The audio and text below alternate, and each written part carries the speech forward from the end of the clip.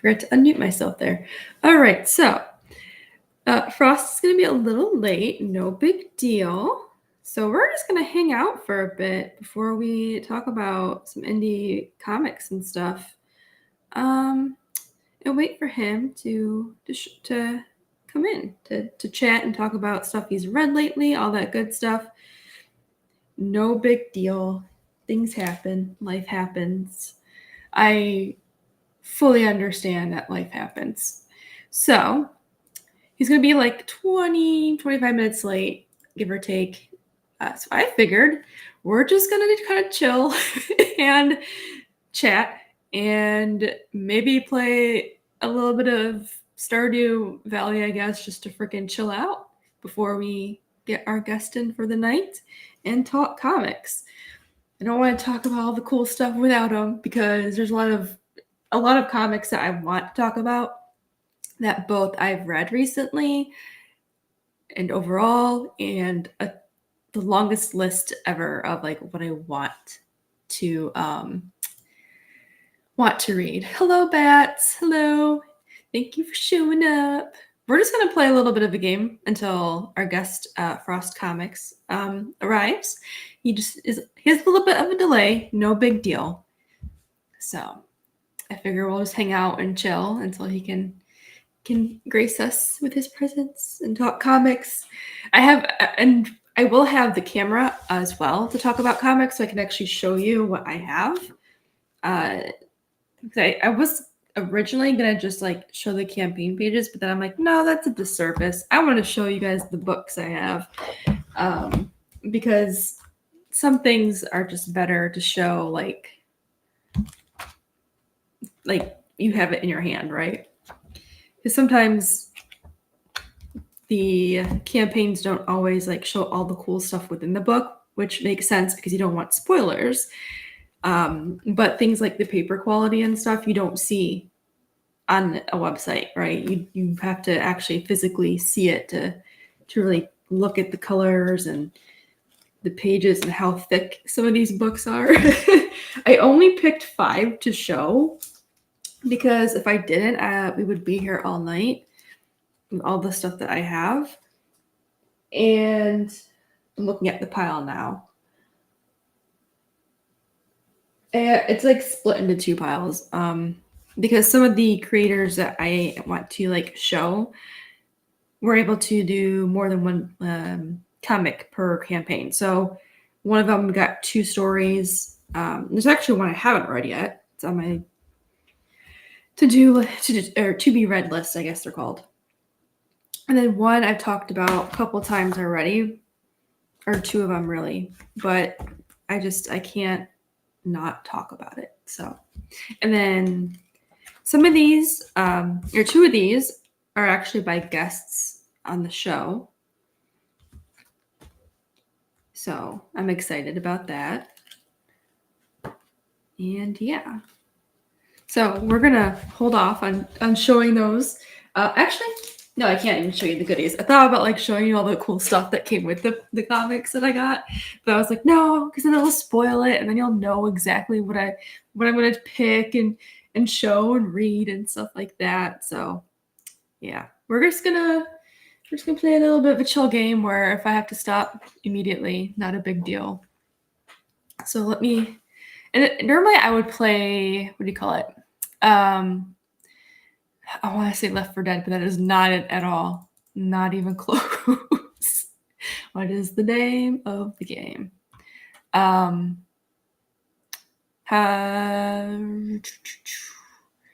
my god, I don't even remember the game. Don't Starve. There it is. Normally I would play that, but I haven't installed it, so we're not waiting for that. Yeah, no spoilers. I don't want to give any spoilers, but I do want to show. Actually, let me take some of these little goodies out because I love like the cool stuff I get with the comics. That way, when Frost Comics arrives, I have it set up. I mean, I have everything set up anyway, but yeah, I got some stickers. I love stickers. I have so many stickers everywhere. And then I do have a bookmark. Oh, there's tape on this one. Well, whatever. I'll just have to carefully not. Oh my gosh. I can't do anything. It's all stuck in here. So how are you, Bats? How are you? And do you want Bats Bug or is Bats okay? Like how I call you. I don't know if like a shortened version of your name is acceptable or not. These stickers are so small. They're so cute. Oh yeah, I forgot about these. I'm just talking to myself now. I need to like make a print wall in my office. But the problem is my walls don't like stuff being stuck to them. They fall down when it gets really... Oh, this is double-sided. I didn't even notice that. What the hell? How did I not notice that? What is going on with my brain? Okay, whatever. We'll just put that there. Okay. Holy shit, this is loud. I have like all this extra stuff on my desk now. I'm like trying to not be just like have my arm go swoosh and then knock it all down. I'm really excited. Actually, I have more goodies. I don't know why I didn't think about grabbing all the goodies because other comics have stuff too, but I just didn't grab them. This is kind of strangely placed. Oh, the S, yeah. It's okay. I mean, no big deal. Hold on, let me share my window. Tab or screen? Oh, no, it's gonna... I think that's good. All right. You should be able to hear the game audio. All right, hold on. Let me see if I can put up...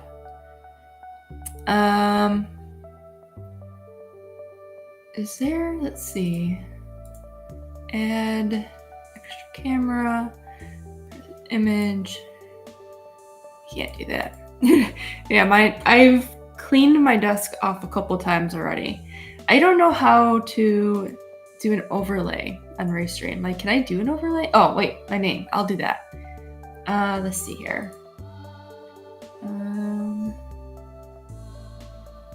Settings.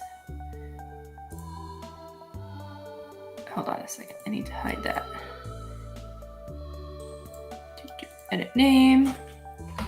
We'll start comics in 30 minutes. There.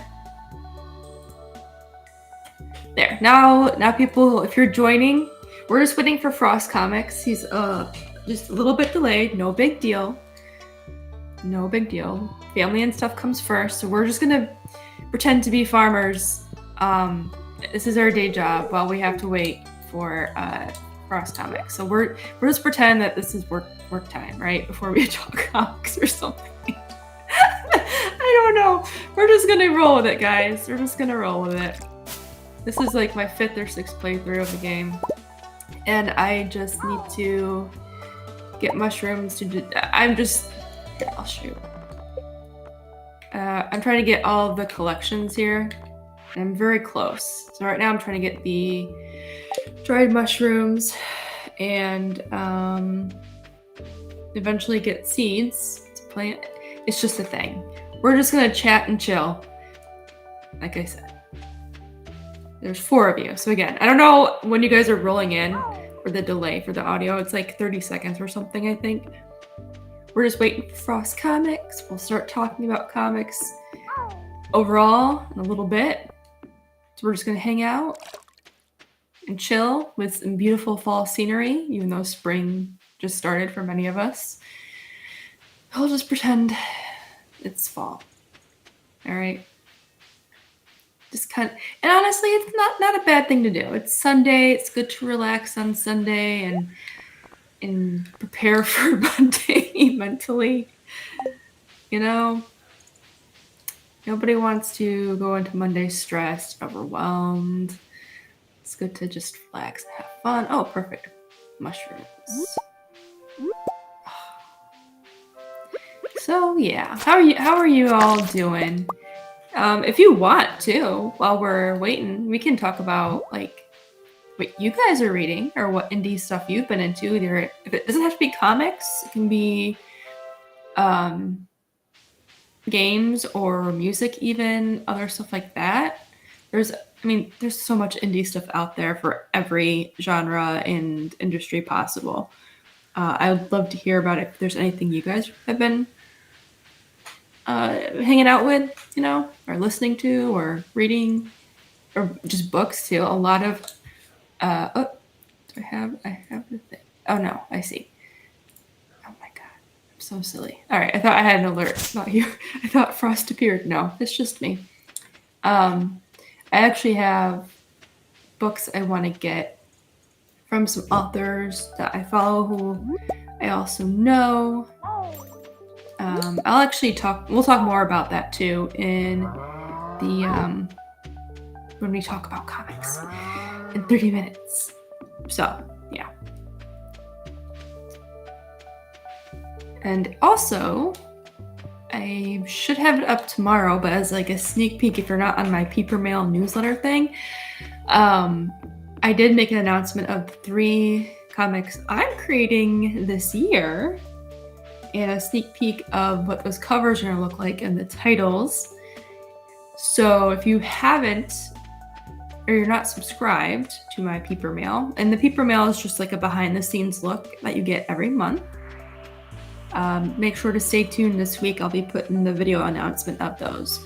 I'm very excited, even though I screwed up the newsletter part because I had a typo, of course. I had written the whole thing a couple weeks ago, and I was putting a placeholder for a number of pages that I have done for the Pumpkin Prince 2, and I just put an X there, like X amount of pages, and I forgot to update it.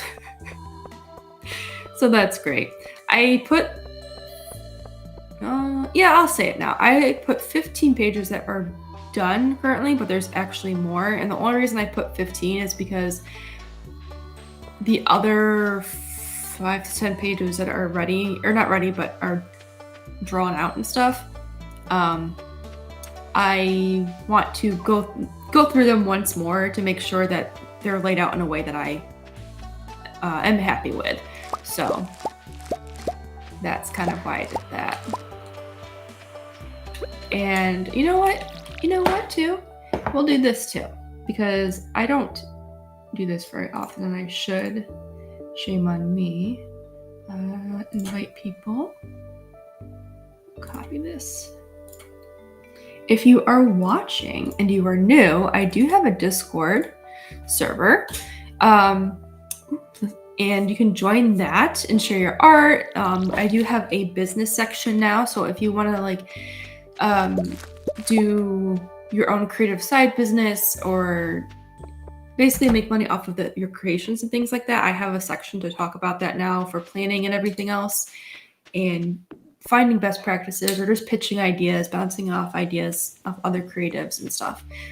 So all that's in there. Ooh, 80s Japanese city pop, and you discovered an indie goth singer group called G. Schmidt. Interesting. I'll have to look into that. I will say though, with the 80s Japanese pop, my boyfriend has a ton of that. That's actually funny. I know exactly what you are talking about, which cracks me up. His family came to visit, and they love music, like listening to weird, different music, And all of a sudden, we're just talking, and I hear Japanese 80s pop. I'm like, oh, I don't know why I didn't think that was a thing, but it is. It was just funny. Just so you know, this is a little dinosaur. So yeah, if you guys want to join the Discord, if you are new here, go ahead and join. Just make sure to click the purple heart to actually get in. I have to put like a blocker for people who join in so they don't get any bot raids and stuff like that, because those suck. If you don't put one of those, you have to accept the rules, type whatever. The bots get in, and then everyone gets spam links, and it's just a nightmare. Nobody enjoys it. Why do I have so much moss? Oh my gosh, I have to sneeze. Put the apples away. I need to get into more music. There's so much good like indie music out there too, like just across the board, not even just. And honestly, Japanese music has a very unique, I don't know, there's something about it, it just like, it's different in a good way. I don't know how to describe it. It just hits you right, you know? Maybe it's just because it's in a different language, so it sounds cooler, and I don't know what they're saying, so I think it just has another level of awesomeness to it for that reason. I don't know. Oh, I just put all the M's away. Don't have enough. So, yeah. I'm excited though to talk about stuff. Oh, there we go. Man. There. So, I think I need to install Don't Starve though and replay that soon. Because it's a good game. Yeah, lyrics are a bonus.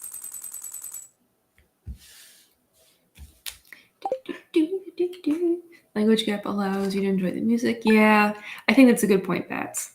Because you're less focused on the words and like you have to listen to the rhythm and stuff like that. And the beats.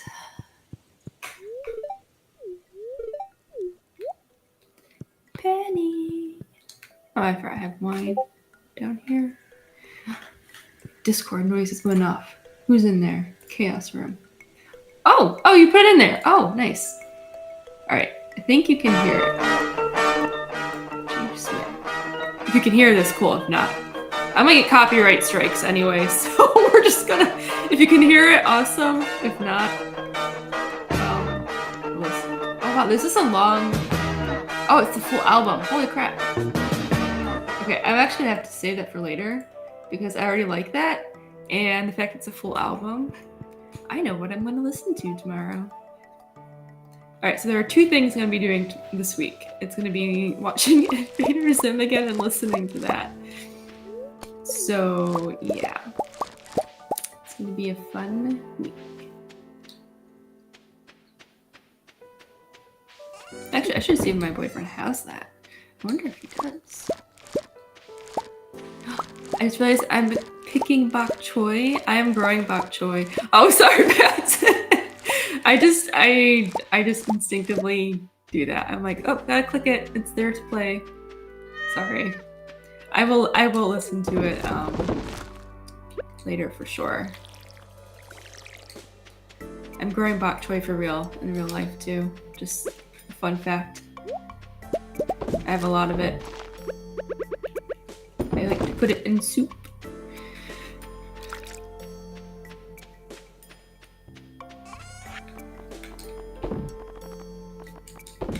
It's kind of sad though because it's getting warmer out, and usually when we make chicken soup and stuff, we put the bok choy in there, right?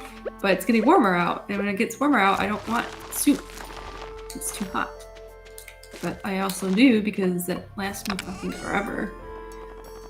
Oh well.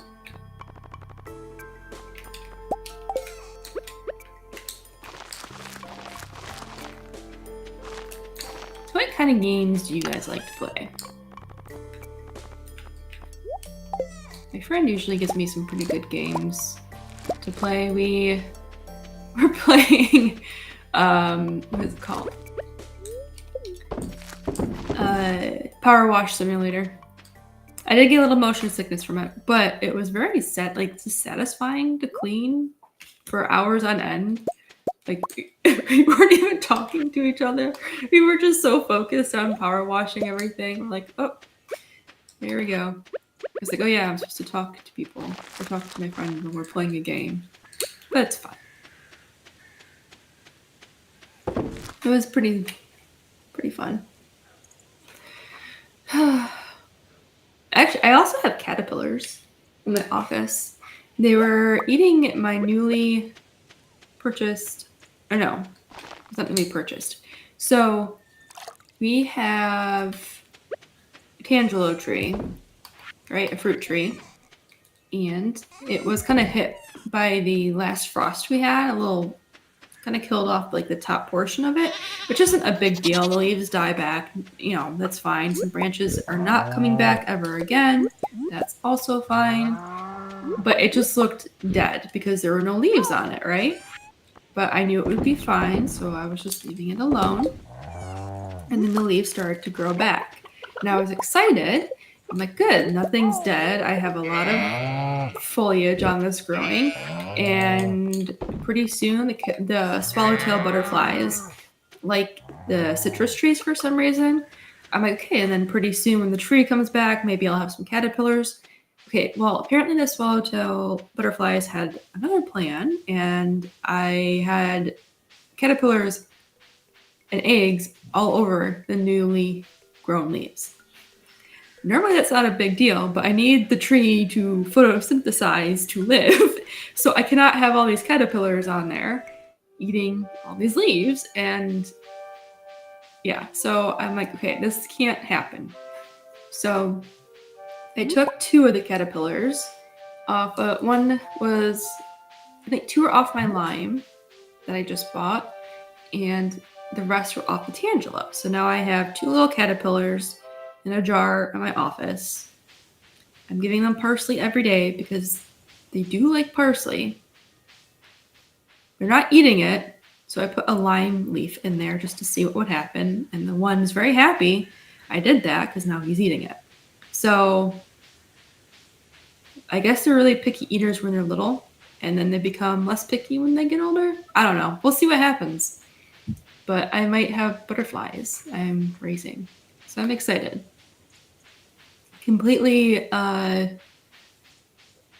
random, but yeah. I can actually show you. Hold on, let me just move everything I just placed here for the stream. Let me hide all of the goodies. Let me grab the jar and I can show you. I can show you with the camera. Putting my headphones down so I don't pull the cord with me. Actually, I don't even know if you could see. Oh yeah, you could see. Okay. Well, we're about to find out. Okay, so let me see here. All right, let's do this. We're going to turn the camera on. All right, we're gonna maximize this. Okay. You can see my hands. Whoa! I need to shut my windows actually. Oh shoot, can you see? Can't see shit, damn it. Okay, well, one is on the filter here, so they can get air. So it looks like nothing. Come on, focus, focus. It won't really focus. Sorry. That's a swallowtail caterpillar. It looks like not a caterpillar, and that's how it camouflages. And then let me see if you can see it in here. At the bottom there is the other caterpillar. You can kind of see him. He also looks like not a caterpillar, but he is. And he ate some of the lime leaf. And I just tossed the parsley on him. Okay. He's actually getting bigger. The other one, I don't know what it's doing. And then I have eggs in there. They have not done anything. You can't see those. Also, if you're afraid of bugs, sorry, I didn't even think about like disclaimers, but these are caterpillars. They're not like vicious creatures. All right, let me see if you can see them better.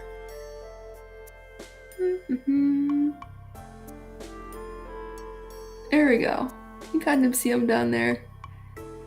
He's a swallowtail caterpillar. And they're beautiful butterflies when they appear. We had 3 cocoons last year. Oh, he's on the move. He's on the move.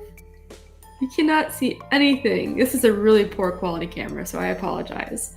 But he's on the move. So, you know the Pokemon Caterpie? How he has those little horn things on his head? When you poke these guys... Oh, I'm sorry. I just blew on you. I'm so sorry. I'll put you back in. When you poke these guys, like gently, you know, like with a little leaf and a poke at it, they have these little horns shoot out that look like a Caterpie. And it's like the coolest thing. I didn't know that. The first time I saw them on my parsley, first of all, I didn't realize parsley could grow so much. Like it just freaking exploded. I have so much parsley from last year and it's not dying. So I'm hoping they eat this because I can't eat all that parsley. Anyway, oh, he's mad. He's showing me his little horns. Oh, Frost Comics is here. Hold on, guys. All right, let me redo this. Let's see here. We're going to take that, remove, and we're gonna. Did it work? Here? Yes. All right. Yay. Cool. All right. Let me put this stuff away. Testing. Coming through okay? Yeah, you're coming through good. Let me put my caterpillars away. No. Was that a Logitech controller I saw? Yeah, it was. I was like, you know what? Oh, wait, and we'll just play some Are games. You getting ready to go explore the Titanic? Oh goodness, no. No? Oh. No, not today. Maybe one day. Oh, okay. You know, you never know. I mean, this one was I've had this for quite some time, so it's probably built better than the one they were using. Well, I mean, it's in better condition than the one they were using, that's for sure. Yeah, that's true. For better or worse. For better for definitely for better now. Yeah. Oh my gosh. So how are you? So I'm doing great. I apologize for being late. This is 100% on me. Anyone in the chat is my fault completely for being late. It's okay. Family first, all that fun stuff. No big deal. Like I said, we just hung out for a bit, played some Stardew Valley, and nice. Yeah. So no big deal. Actually, can I even do this? I'm gonna quit the game real quick and then we can talk comics. But how are you? How are you I'm good. Sunday? I actually have been really impressed by AI. I know everyone has been doing the AI like art thing lately, but I've actually been using AI for outlining and bouncing ideas back and forth.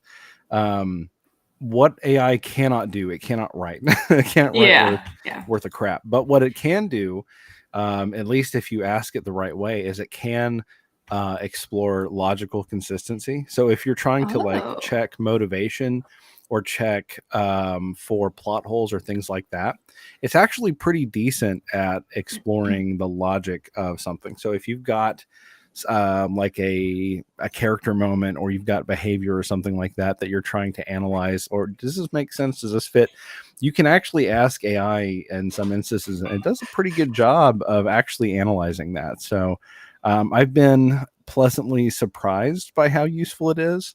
And if you can like give it, in the case of like if you get run into like a, not necessarily a writer's block, but if you're like, okay, so should I do this next? Should I do this next? You can ask it I think I need to do this next. What are some ideas or ways I could do that? And it can actually present a couple different ones. And in my instances, I haven't really used them, but I've looked at them and I thought, this is a pretty decent idea though. So it'll kind of like jog my creative juices to think about other stuff. So that's awesome. Like, I need to start doing that. I use... It's pretty useful. No, it definitely is. I've used it for brainstorming, like stuff for my Etsy shop, like products and stuff like that a lot. And a lot of branding stuff. So I haven't done too much story yet. I think I've played with it a little bit, but then I have so much on my plate.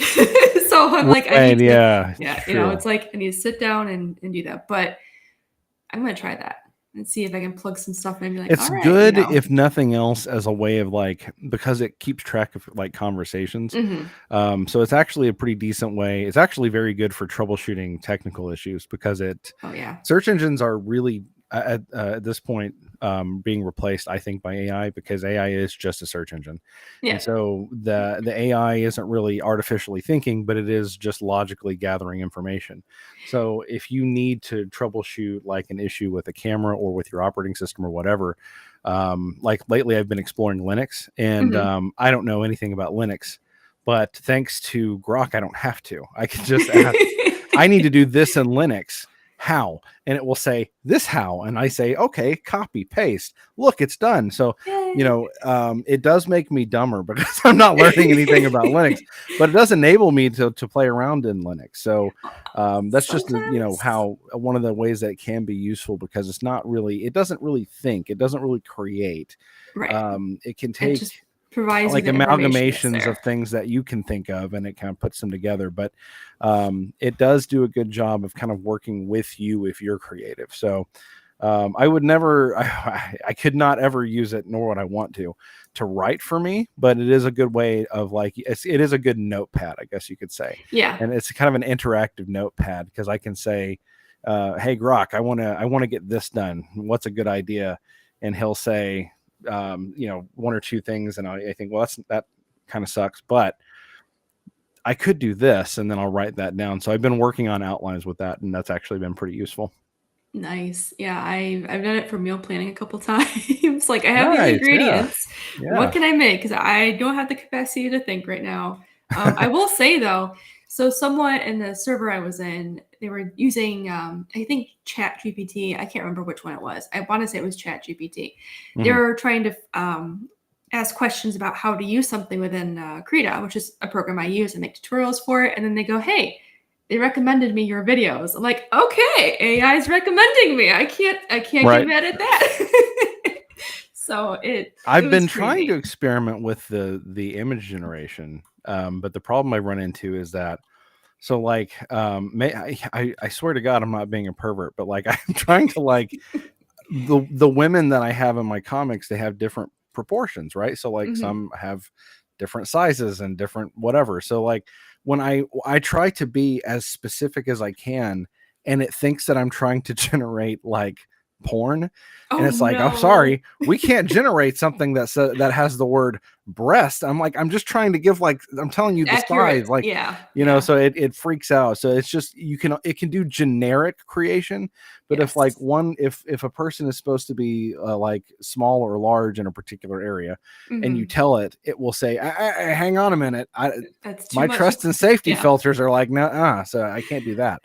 So everyone just ends up looking like, you can do generic attractive woman or generic fat woman, and that's about it. You can't really tweak it beyond that. I've noticed that. I'm like, oh, but that's good. I didn't think about that limitation. I did try and have Grok do my avatar on Twitter, and I was laughing so hard. I'm like, it kept putting balloons in the background. I'm like, why do I have balloons? Why I don't have? It was funny. Well, I did one where I asked it to make me an anime person, and it made me like a generic short-haired anime girl, and I was just like, I don't know how you got this. Don't exist in anime, I guess. I don't know what it says about me that this is what you think that I look like, but okay. I know, that's always like my curiosity is what was triggered to come up with that result, like there are times I'm like, okay, like I was saying, put a mask on my face to get them, because my avatar, whatever, has a mask. It could not do it. Like, it didn't understand what a mask was. So it kept putting like, but the hospital masks, like everyone was wearing during COVID. I'm like, great. That's not what I wanted, but okay. You make me appealing to the vax crowd. Exactly. I was like, all right. I guess it's the only type of mask that exists. Like, that's I even the only tried one now. Yeah, I tried to do a full face mask, and that was disastrous too. You should do like, I want to see art of Spider-Man, and he's wearing a COVID mask over his mask. That would be great. That's actually, I should prompt that. Prompt that. See what happens. Spider-Man with mask, and see what happens. Oh my gosh. Oh, these AI things. All right. Fantastic. Well, I'm glad you were able to make it, and we all appreciate happy you to be here. Are here. So today we're going to be talking about comics that we've read and comics that we're looking forward to, all that fun stuff. Figured it would be a good way to like showcase a ton of stuff into one video versus just guess this time. Yes, and I can show off something too. all of the stuff that I buy and don't talk about. I know. I have a fund a lot of stack. stuff, but I don't. Yeah, I don't really talk about a lot of it. I took out a couple that I've recently read, and then 2 that I just really like. But I have a stack, and then I have a long list, a very, very, very long list of things I still need to grab. It just keeps growing, and it's like my budget. We just had like I'm not going to show my stack. I'm not doing that. Okay. But I'll pull out a couple of different. I actually still have a couple I need to read. But we just got through like a minor home renovation type thing, so my budget is constrained right now, but I'm getting. See, that's smart. That's smart. You're like, oh man, what's a budget? I'm like, what's a budget? Let's back this one. I'm really. It's funny because my family is like, do you ever do anything with this budget? I'm like, yes, I still have fun. I just have to be a little mindful about how much I'm spending, but responsible adult yes, person. I'm just trying to be a little responsible. And then one day everyone's going to get hit at once with a bunch of money from me and you're going to be happy. And then there you go. See, it's fine. There you go. Back of like 5 projects, just you. You're in the special thanks. It's just Missy. That's it. Just there you go. Repeat. There you go. Exactly. Mm-hmm. All right. So would you like to start? Or... Actually, why don't you start and I'll go grab some books so that I can start. Okay. All right. I'll be right back. My little stack. Hey, I recognize some of those. I know. I know. I'm like 2 of these are from some guests here. Sweet. So. Okay. If I disable this, I'm gonna. Yeah. Okay. I'm still here. Perfect. Cool. Good. Yay. All right. So. Hello, Phantasmagorical. Welcome to everyone else who's here. Thank you for your patience. We're going to talk comics now. Woohoo! So I do want to go over. I most recently got Immortal Rising 1 and 2. I have the second one over here. I just figured I'd show the first one because I don't want to show spoilers for the second one. Let me actually grab the link as well for his campaign. It's on Fund My Comic. I think it's in store. Is it store mode? I don't know. You can grab it there. Fund My Comic is usually my first site I direct people to because it has less fees for the creator. It's just kind of better overall for a lot of the creators there. We'll just talk about Immortal Rising first because I just put the link in there. So first, this cover is really pretty. I like it. It's very shiny, very glossy. And the story in book 1, this group of not recruits, but soldiers basically for the kingdom need to kind of show off their skills. Are chosen for a special event to guide the princes to do a hunt, right? And show off their skills. But during that, they get teleported somewhere else and this whole craziness starts happening. I've read issue 1, so I'm behind. I haven't read 2, but I read 1, so I'm caught up a little bit. Okay, I won't go over 2 because I don't want to do too many spoilers, but I actually really enjoyed the pacing of both 1 and 2, and I really enjoyed the artwork. It's just really pretty. It's Jose Garcia, right? Yes, that is correct. Yep. Jose Garcia. Right there. Actually, let me do the. There we go. Oh my gosh, I need to fix something with the lighting in this office. This is why I don't do camera stuff very often. All right, so there's Aaron on top. You got the cover artist. You could just do it like me and just be completely unprofessional. That works too.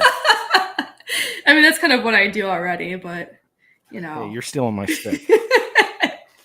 But yeah, those are all the wonderful people that have worked on this. Okay. And I love the colors in this. They're very vibrant and yeah, they are. And it's a very differently colored fantasy book. Yes. It's very colorful and it doesn't have as much muted tones as you would think. It doesn't have as many earth tones as you think. It's got a lot of reds. It's got a lot of blues, all sorts of different shades of them. It is very vibrant. You're 100% correct. Yeah. And I loved it. I think it really added something unique to it, and the pacing and the story. After I finished 2, I'm like, wait, where's the 3rd campaign? I went to go look and it's not there. I know. So we're gonna have to wait. But I really did enjoy this. This is definitely something that I'm glad I picked up because it was right up my alley. I mean, like I said, the pacing's perfect. I love the characters. I love the stakes that are there. I'm trying not to show spoilers too. You've talked to the creator, right? Yep, he's been on the show before. Yeah, that's what I thought. Yeah, so I'm sure he told you that a lot of what he got from it was based off of some of the ideas that he had when he did tabletop campaigns, right? Yes. Yeah. Very interesting how he was able to take stuff like that and turn it into a comic book. I know. I like that creativity because it's like, if being able to take one thing from tabletop gaming and then make a whole story out of it and it works. Yeah. That's really that's not an easy just not easy to do, because you have a lot of like not fillers, but gaps to fill with the story to make sure it's cohesive, make sure it's reading properly. And I'm excited for third one because book 2 introduces more characters, of course, and the colors, everything. It's like it just is amazing. I really, really enjoyed it, and I love the environments, and I love the style. It flows so well, and it works really well with the story. And I think what I like too is you can actually see like the characters' emotions on their face. Like they're not. They're very expressive. Yeah, I love it's just a good style. I think he picked the right artist for this. And I know that he did have like a redo of, I think, book 1. Yes, he did. Yeah, that's right. Yeah. Not to say that artist didn't do it either, but I think the tone of the story matches. Well, Jose's really talented, so I mean, nothing against the. Oh no, because that stuff was beautiful too. Yeah. Like I enjoyed looking at when he showed it to us. I think that it's the colors, maybe. I don't know. Yeah. It's just really cool. Like, this is just really cool. All right. I don't want to show too much because I don't want to show any spoilers. That is fair. That's fair. Yeah.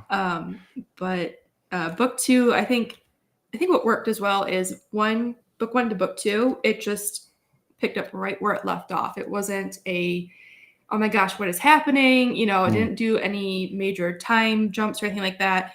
It was just, it just kept going, with the story, and you didn't miss a beat, So, yeah. So that's. Yeah, I'm excited to read too. If I have some time, I'll read it. Yeah, it's good. It's worth it. It took me a couple days to get through them. It was worth it. I actually might go back and reread them this week because I'm like, I want to go back and now digest every single panel. Because they're beautiful panels. And the art, like the buildings are really well done. I love the space images too. Like, it's just. Oh yeah. They're gorgeous. And it also it's like, I don't want to call it like startling, but it is very surprising that it has such a blend of like fantasy and fantastical elements, and then you'll see like space. Yes. Lots of space. Yes. Yeah. And it actually, I didn't even think about that because I'm just like, oh wow, fantasy, and then you see the space and like it's got that sort of, the ships and stuff, and I'm like, it didn't like take away from the story. You didn't think, oh my gosh, what is going on? It's just It worked. Like it just blends in seamlessly with the story. I don't know. I enjoyed it. And there are other cover options if you need less cheesecake, I guess. I guess I liked the cover. I grabbed if your line is weak, there are weaker options. There are weaker options, yes. But I liked the cover, so I grabbed that. Okay. Go over to do you want me to continue? I'll jump in. So yeah, okay. I've got I'll show off Beckoning of Aetherius first. So Beckoning of Aetherius is, I don't have a fancy overhead camera, but I do have this one. So this is one. So Beckoning of Aetherius has one of the most unique art styles I've ever seen. And that's kind of what drew me to back it, because it's like you can see from the cover. The artist, I can't remember his name for the life of me. Let me see if it's in the book here. It's really, really, really expressive. C.J. Anderson, and he's the artist and the writer. He has like really, really expressive faces, and it's not like anything I've ever seen before. I've seen like anime styles, and I've seen traditional comic book, but like he does unique everything, like the portion, like body proportions and the face and everything, the way that he draws characters is very, like we said before, it's really expressive. Like look at like, I love that. So like the way that he has all of the expressions and the body language and everything is really intense. It like it's like nothing I've ever seen before. There we go. Yeah, before I picked up Beckoning with Arius. And so the art is really, really unique. And I had not read any of them. There's currently, I think, 5. Okay. Oh, that's 4 or actually 5. Pretty good. Yeah, there's currently he's working on the 5th one, and I backed so I backed the 5th campaign, but I backed it on a tier to I always do catch ups when something catches my eye. So I backed that one, and he sent me the first 4 chapters early. Nice. Even though I haven't gotten 5 yet. So I don't think I've gotten 5 yet. Here's 2, same thing. You can see from the art style. It's like this unique mix of like hyper realism with like this crazy expressive. It's just so it's so unique. Like no, I know what you mean. It's so distinctly him. He sounds so familiar. CJ Anderson. I'm sure I've seen his stuff. Here's 4. Oh wow. Yeah. So now it was weird because I backed it, and then I actually talked to the creator after backing it. And after talking to the creator, he actually asked me to read. I say he. I assume he. I don't know. It could be anything. But after I got what I got, there is like, look at this. This is insane. Look at that. Oh my gosh. I think you're correct about that. It's like hyper realism, but also not. It's like it's almost there. It's like at the border of hyper realism. But I love like this strange. It's like this weird. And I don't mean weird bad. It's like, but I just never seen anything like it, where it's like this hyper realistic, like as far as like their teeth and textures and like everything about how they look. Like it's almost like it's hyper realistic, but then it's not. Like it's very stylistic at the same time. And so it's like this interesting marriage of the two styles, which is very fascinating, because I've not seen anyone really do that. Certainly, at least not the way that he did. So anyway, I backed it, and then I was talking to CJ, and he said, I want you to read chapter 4 first. And I was like, okay. So I read chapter 4 first, and before I went back and everything else. And I think the reason that he had me do that, because I was coming into it with like completely fresh eyes, was because there's an extremely crazy twist that is in chapter 4 that recontextualizes everything that happens before that. And what's interesting about it is, so like the first 2 books are called The Feminist, part 1 and 2. And it's about like the cover girl for number 1 here. She's very pro feminism, women's lib. She's got like the feminism logo shirt, as you saw in there, and everything. And so like she's like really advocating for like women's rights and everything. But like the what he's doing in the story is he is using the lens of human, keyword, politics to explore bigger ideas about identity and what makes you what you are. And it's really hard for me to say more than that without spoiling it, but like it's very different, and it's really wild. Like it's like like it is, you see, like, okay, let me just say it like this. There's this guy here, okay? He's wearing armor on the back, okay? It's like this crazy kind of armor. And so like this is in the same series where you got a girl who's talking about like women's rights and stuff and wearing a feminist t-shirt. So it's very eclectic, I guess I might say, but it's really, I don't know, it's artsy in a way that doesn't feel pretentious or like fart huffy. And I think that it's just probably one of the coolest, most unique books that I've ever backed. And I think the writing might be where it's more divisive. I think that you're either going to enjoy it for what it's trying to do, or you're not. Like if you want something that's really like, straight, like it's really straightforward. It's like, okay, point A to point B. He's a little more esoteric with it. He's a little more, concepts and ideas and themes and everything in it.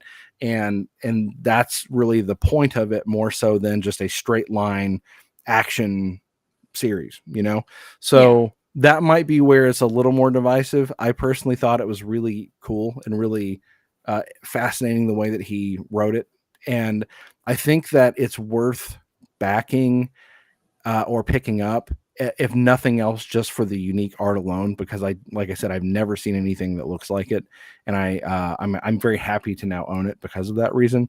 So Beckoning of Aetherius, I backed it on Kickstarter. I think he sells it in other places.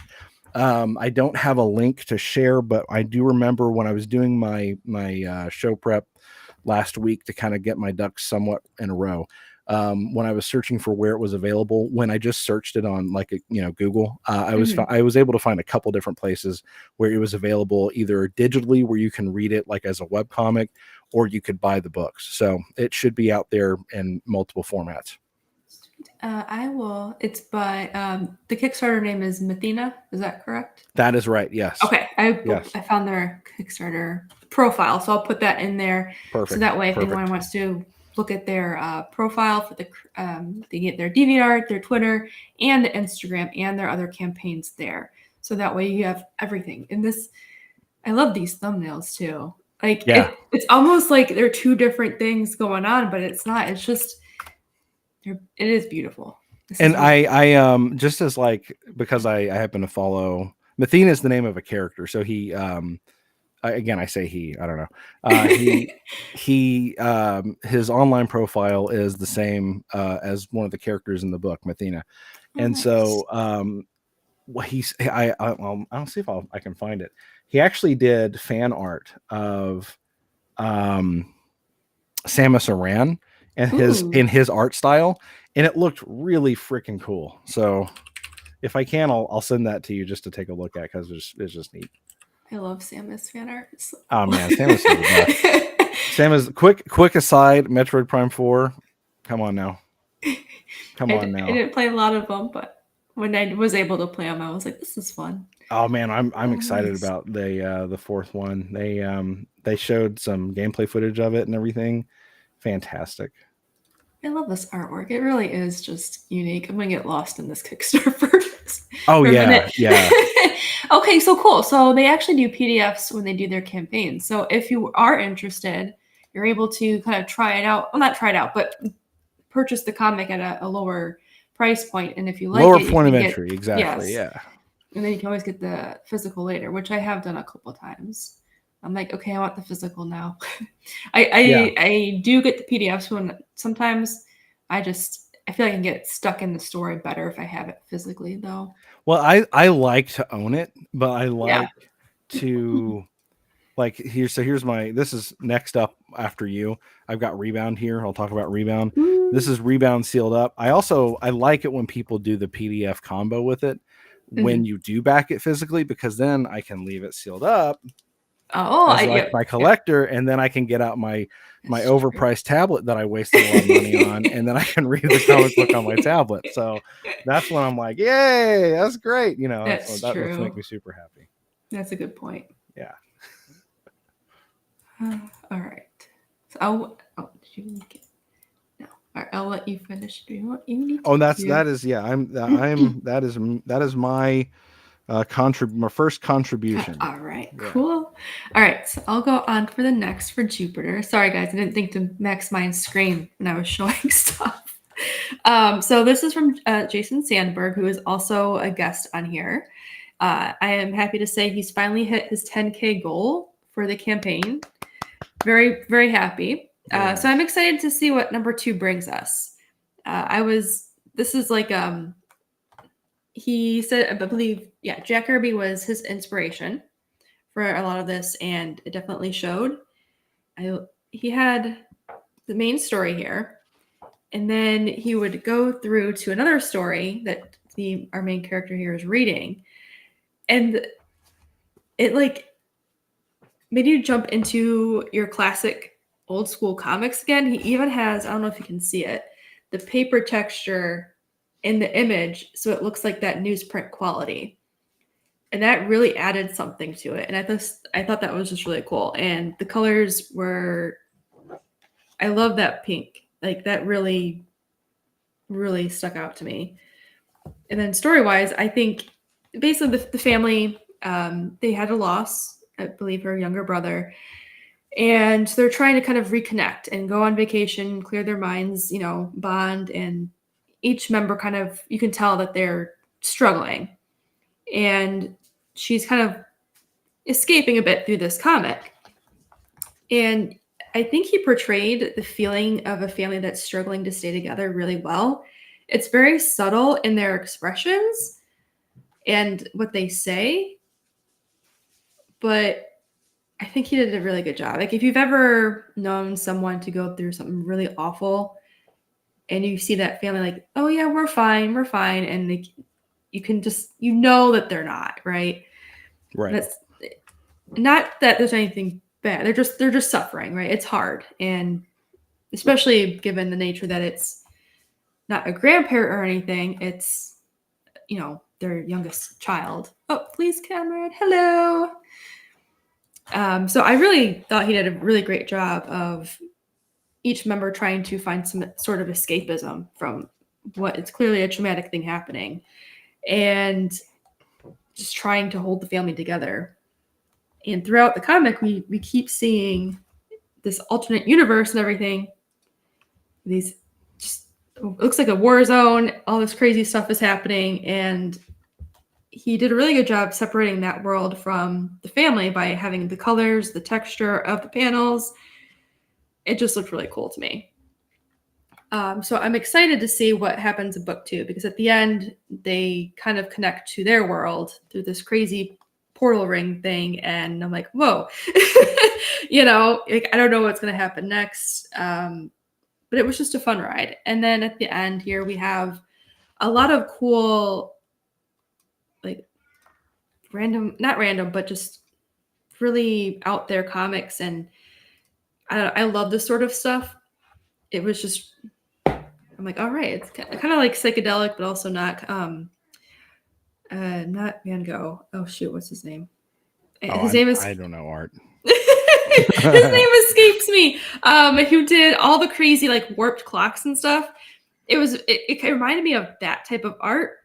And in a good way. Like it wasn't like stuck up artsy fartsy stuff like you mentioned earlier, but it gave you that, oh, this is cool, except it's kind of a messed up story that's going through it. And I don't know, I just thought it was neat. So I'm excited to see if he's going to give us a lot more of that, because this is just some crazy stuff happening. At the end, I did enjoy the superhero thing, or the superhero character. And he was just trying to go through, and he's arguing with this lady, and they're having a fight basically while he's fighting someone else. I just thought it was kind of funny. And then he did have a second cover on the back, which is the comic that the main character is reading in the comic. It's a lot of like Inception type stuff, which I hope I'm doing this explanation some sort of justice, because it's a very layered story, but I liked it. And yeah, I am looking forward to number 2, because I'm curious to see where he's going to take it, because this was very loaded with different worlds and characters, and how that's going to tie in book 2. Like, is he going to continue that, or is it just going to blend together? So I'm curious how that's going to play out. So that's book 2. Let me get the link for that, which is this was an Indiegogo, I believe. You should still be able to grab a copy if you are interested. So, but yeah, and Jason is, he's great to talk to as well. He runs a live stream with some others who also do stuff. And I believe it's is it Iron Age? now. Or Friday nights? Friday night. Friday nights. Friday nights, yeah. I'm like, wait, hold on, because everyone's like putting a play on words with Friday or everyone has night in it. Everyone's a night. I know. So I had to think about that for a second. If I ever do a podcast, I'm gonna just call it Frost Space Rangers, just so no one else would have a name that goes with perfect. It. Yeah, I enjoyed it though. This had a lot of stuff that I would always be interested in. It's got this weird, like this main storyline, and it's got like this secondary storyline within the story, and then there's a lot of Inception stuff that I just thoroughly enjoyed. So nice. Yeah, it may not be for everybody, but I enjoyed it. So if you like layered story and some weird psychedelic stuff and just look, you should back visually it interesting for no reason other than the fact that if you back it, you get an official meme license card, a Legion of Memers official license to meme. Yep, my green screen is messing it up, but you should back it for that. I think when I backed it, he ran out, so I got something else. That's my fault. He needs to, you gotta tell him. He needs to make more. That was my fault. I should have said something when I backed it, but I feel like I don't want to ever get special treatment, so nobody knows when I back their stuff. So. Oh yeah, I'm the same way.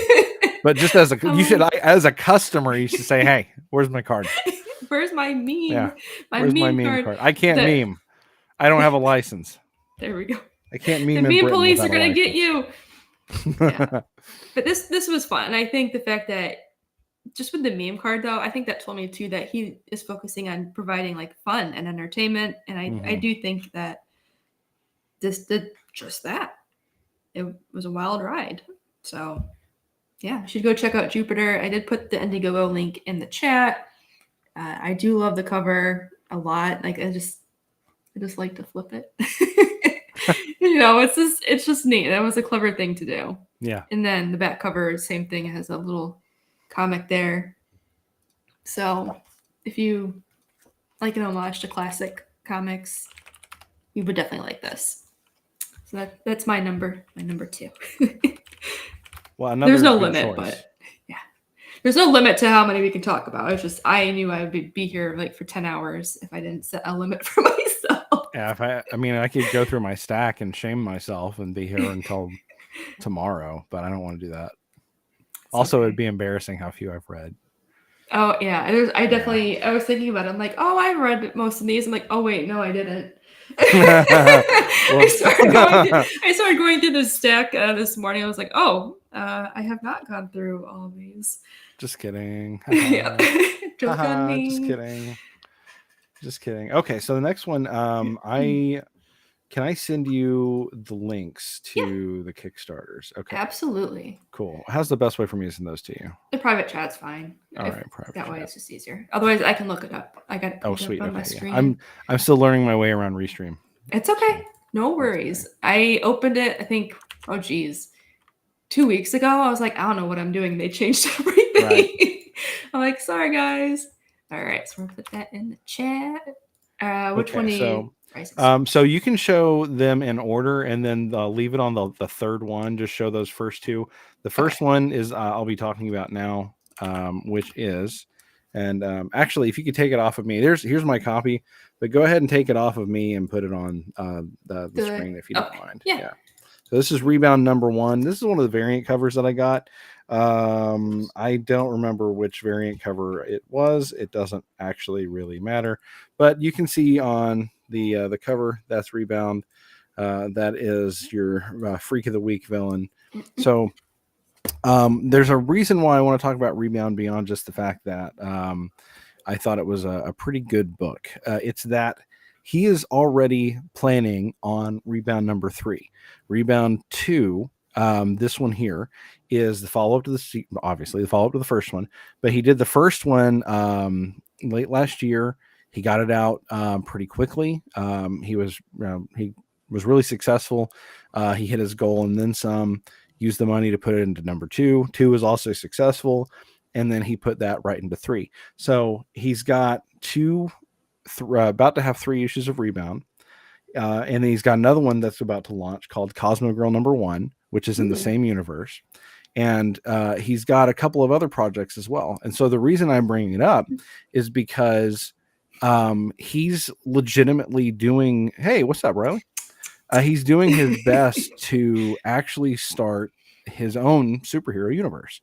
Oh, So, nice. so far he's done a pretty good job because he's actually been able to get, 2 comics funded. He's had the funding to be able to take it and invest it in another book, a third issue, and that's great. So, to tell you about Rebound is pretty much like a Bronze Age comic. It's like classic Spider-Man, and it's everything that you probably miss from Marvel Comics, right?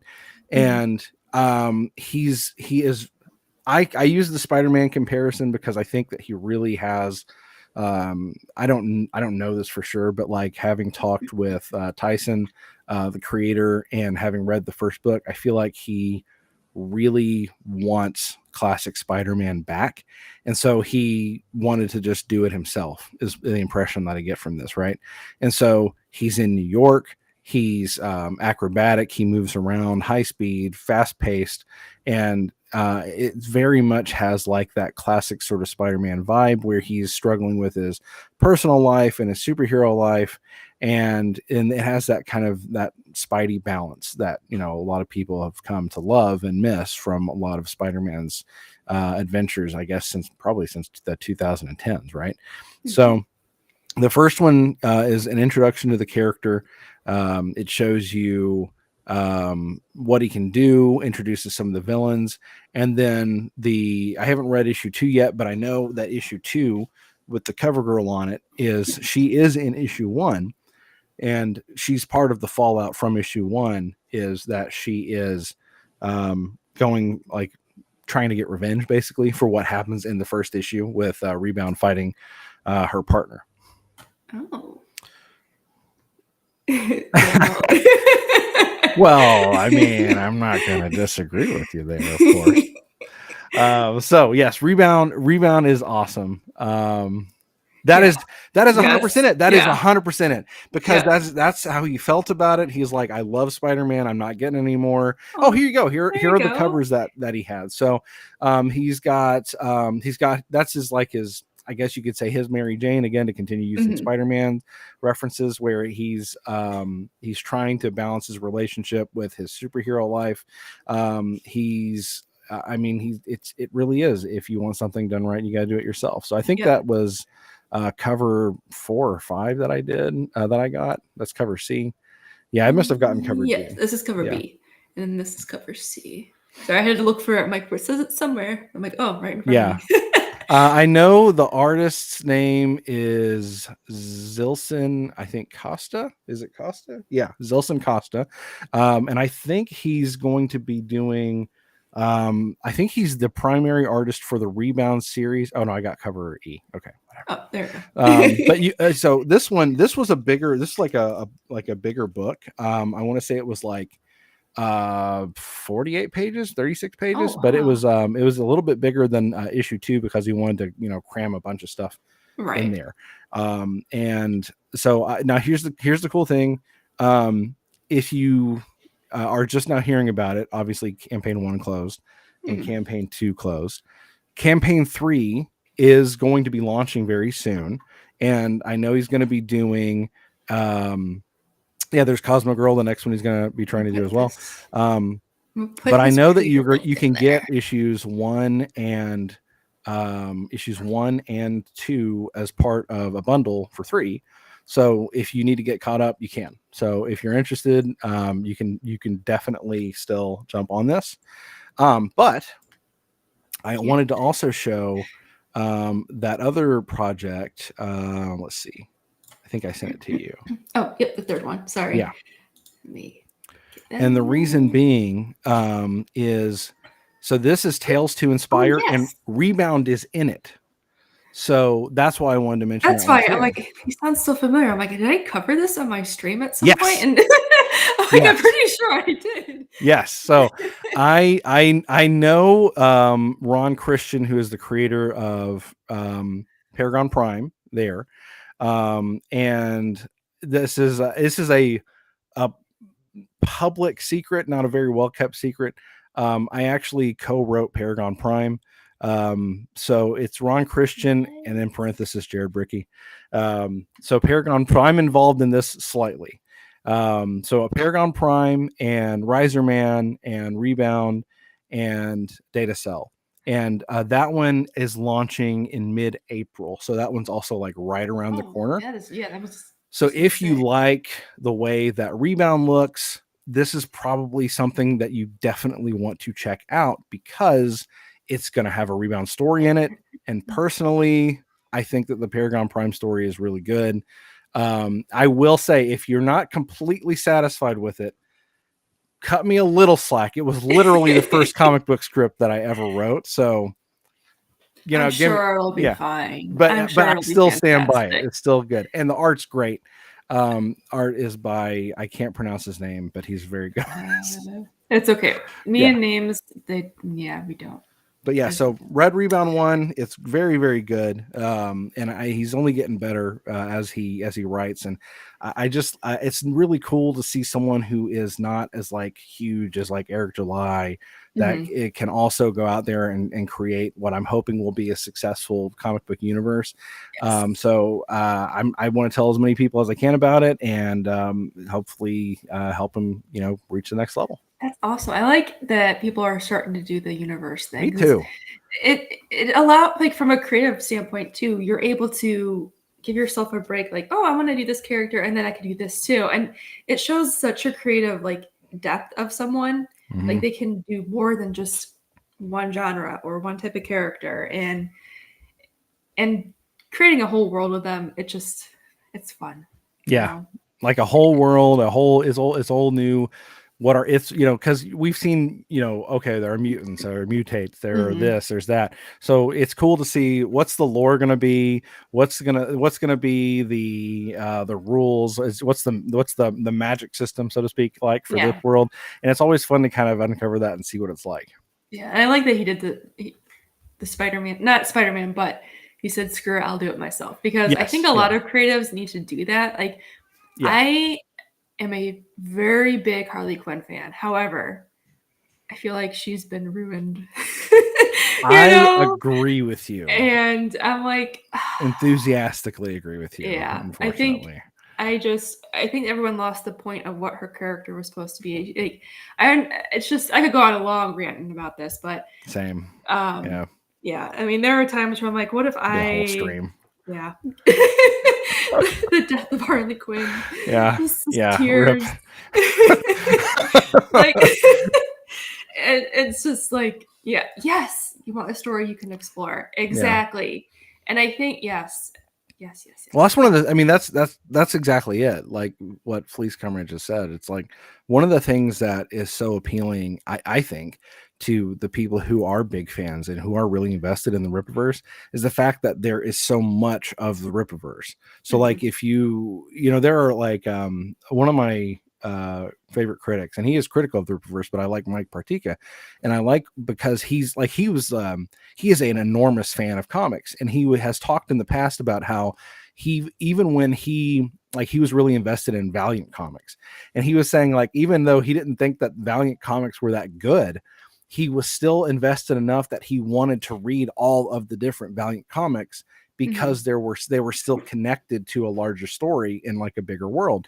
So I think that when people can do that, I think that's really great. And especially because there are a lot of really hardcore fans like that want to be part of the world, and they want to explore the whole, your whole comic book universe. And when you give them that, I think Eric July has even said it himself, that sandbox to play in, I think that's a great thing. And there are a lot of people who are very receptive to that and who want that because they miss it from the big two now.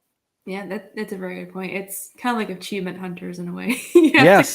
It's like, okay, I got this, and I have to do this. And, exactly right. Oh, I'm excited. I'm excited to see where this goes because... Me too. I'm excited. I'm really excited that Tales and Spires finally launching too. So pretty soon that was a while ago. We talked. Yeah, they've been working on it for a while. Yeah, I should reach out to them, and because I know I wanted to have all the creators come on a stream with you. They could talk about their individual stories. You get all four of them. That would be awesome. Yeah, and it just everything went to freaking craziness. So I didn't have time. But I'll reach out to them again. Maybe we'll do that next. That's because I would love to talk to all of them about these characters because Data Soul reminds me of one of the characters in, oh my god, I cannot think of the name. Old movie. The remake was with Ryan Gosling. Oh shoot. I'm so bad with names. Remake. It's about sci-fi. Barbie. No, it's sci-fi. Oh, sci-fi. Blade Runner. Blade Runner. Yes, thank you. Yeah. Reminds me of one of the characters in Blade Runner. Yeah. Who I absolutely loved. And then she died. I was like, God damn it. So I like her outfit. Anyway, okay. So we're gonna stop sharing that screen. Thank you for navigating the. No worries. For me. No worries at all. That's what I'm here for. Good, because I'll be my next one for you as well. That works. All right. So one creator that I don't remember how I discovered him, honestly, Isaac Bell, and I believe his now fiance, Alexa Lowe. I don't know how I found them. I just did one day, and I'm like, this is an art style and a character, and everything about this just screams me. I loved it. So this is number 1 for Shrine for this character. I'm really bad with names, so I apologize ahead of time. Just art style, though, just I have no words. It's just beautiful. It's very stylistic, very cool. These are shorter comics, but unfortunately, it is a shorter comic. Yes, because I so far it's actually it's haunting because you have backed everything that I've backed so far. So that's kind of strange. But yes, I've actually I backed and I also have read Shrine, and I read it and I was like, oh, this is great. It's over. So I know, and that's like the only thing that like sucks is that they are shorter. I'm like, God damn it, just take a couple extra months to give me a little bit more. Can you do like 2 issues at a time, please? Yes, maybe 3 at a time. Yeah, but they put so much effort into this. I understand why. Like honestly, I can respect that he knows his limit and he's putting out what he can in a reasonable time. Yes, the fact that I'm unhappy is a good thing. Yeah. So I can't complain. And I know people may not like him, but I love that he does double spreads like this. I think it's just so unique, and I don't know. It's kind of like I'm interactive, or I have to like interact with the story. Yes, you have to actually move the book slightly more. Yeah, I don't know. I think it was neat. I know some people aren't like fans of those kind of spreads, but all right. So the story is we are basically seeing like an origin for Shrine here, where she kind of started and how she ended up in the main story of Metal Shade. And she's kind of like an android, but has this other entity. Yeah, I'm like it's not like a spirit, but it's not. Yeah, entity in her head. Yeah, and I like that they coincide because when I first saw her before I got the story, I'm like, is she a villain? But she kind of isn't. Like, I think she's more like I don't want to say she's more like a hero type side, but I honestly I don't know yet either. She does bad things to bad people to help victims. Yeah. We'll just put it like that. Yeah. So far. I mean, because the entity is why I'm like not sure if I should say she's good, because I don't quite trust the entity, Yeah. Because they seem kind of not like a jerk, but just kind of very. They could flip any moment and ruin everything, Yes. And I love the action that he has in here. It's very just over the top and just it's just so cool. I love his style. But yeah, this is basically kind of like how she ends up knowing this character in particular in Metal Shade, and how she ends up in the current storyline. And you kind of get a little bit of a backstory of some other characters in here as well, which he does enjoyed. Sexy action like extremely well, where like none of it ever looks like it doesn't look like it's just cheesecake for cheesecake. No, but it's like the action looks really good and really dynamic without it without it just being in service only of cheesecake. Yes. There is a little bit of nudity in this one. I kind of forgot. Sorry, YouTube. But it's okay because they're robots, so they're not actually nude. Exactly. So it's definitely family friendly. You can give this to your kids. Please don't. I don't want to be responsible. Yeah, this is more of an adult series for sure, but it's like it's not adult for the sake of being adult. It's just his style. Yes. And the story. It's an adult story for adults. Yeah. Yeah. Yeah. I really love the art. I really do. And I think he does the sci-fi really well with this too. It's not so focused on being cool techie stuff. It just like it is in the world. It just is. It's not very look at this cool thing. It's not hyper focusing on any one thing. It's just this is their world and this is how they live in it.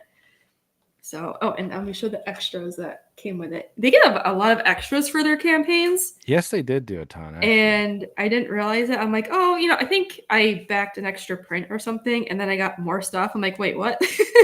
But these are really gorgeous print cards, and I actually got one of the. It's a bad endorsement. No bad endorsements. The ash can of Metal Shade 1 because I'm a dork for art stuff like that. So I it's just crazy how much work gets put into these comics. And this is a double-sided one, which I didn't realize till now. I love it. And you get little chibi stickers. I believe his fiance draws the chibis, but they're really cute. So in a bookmark. But yeah, so if you like more adult stories, definitely check this stuff out. If you for some reason thought I was serious, do not give it to your kids. Do not. No, this is definitely not for kids. Yeah. But if you yourself like something a little bit more adult, just more, not for the sake of it being adult, just a good story, more mature. Adult just meaning a mature story, not just a more mature story. Yeah. Boobs for the sake of boobs. Right. Yeah.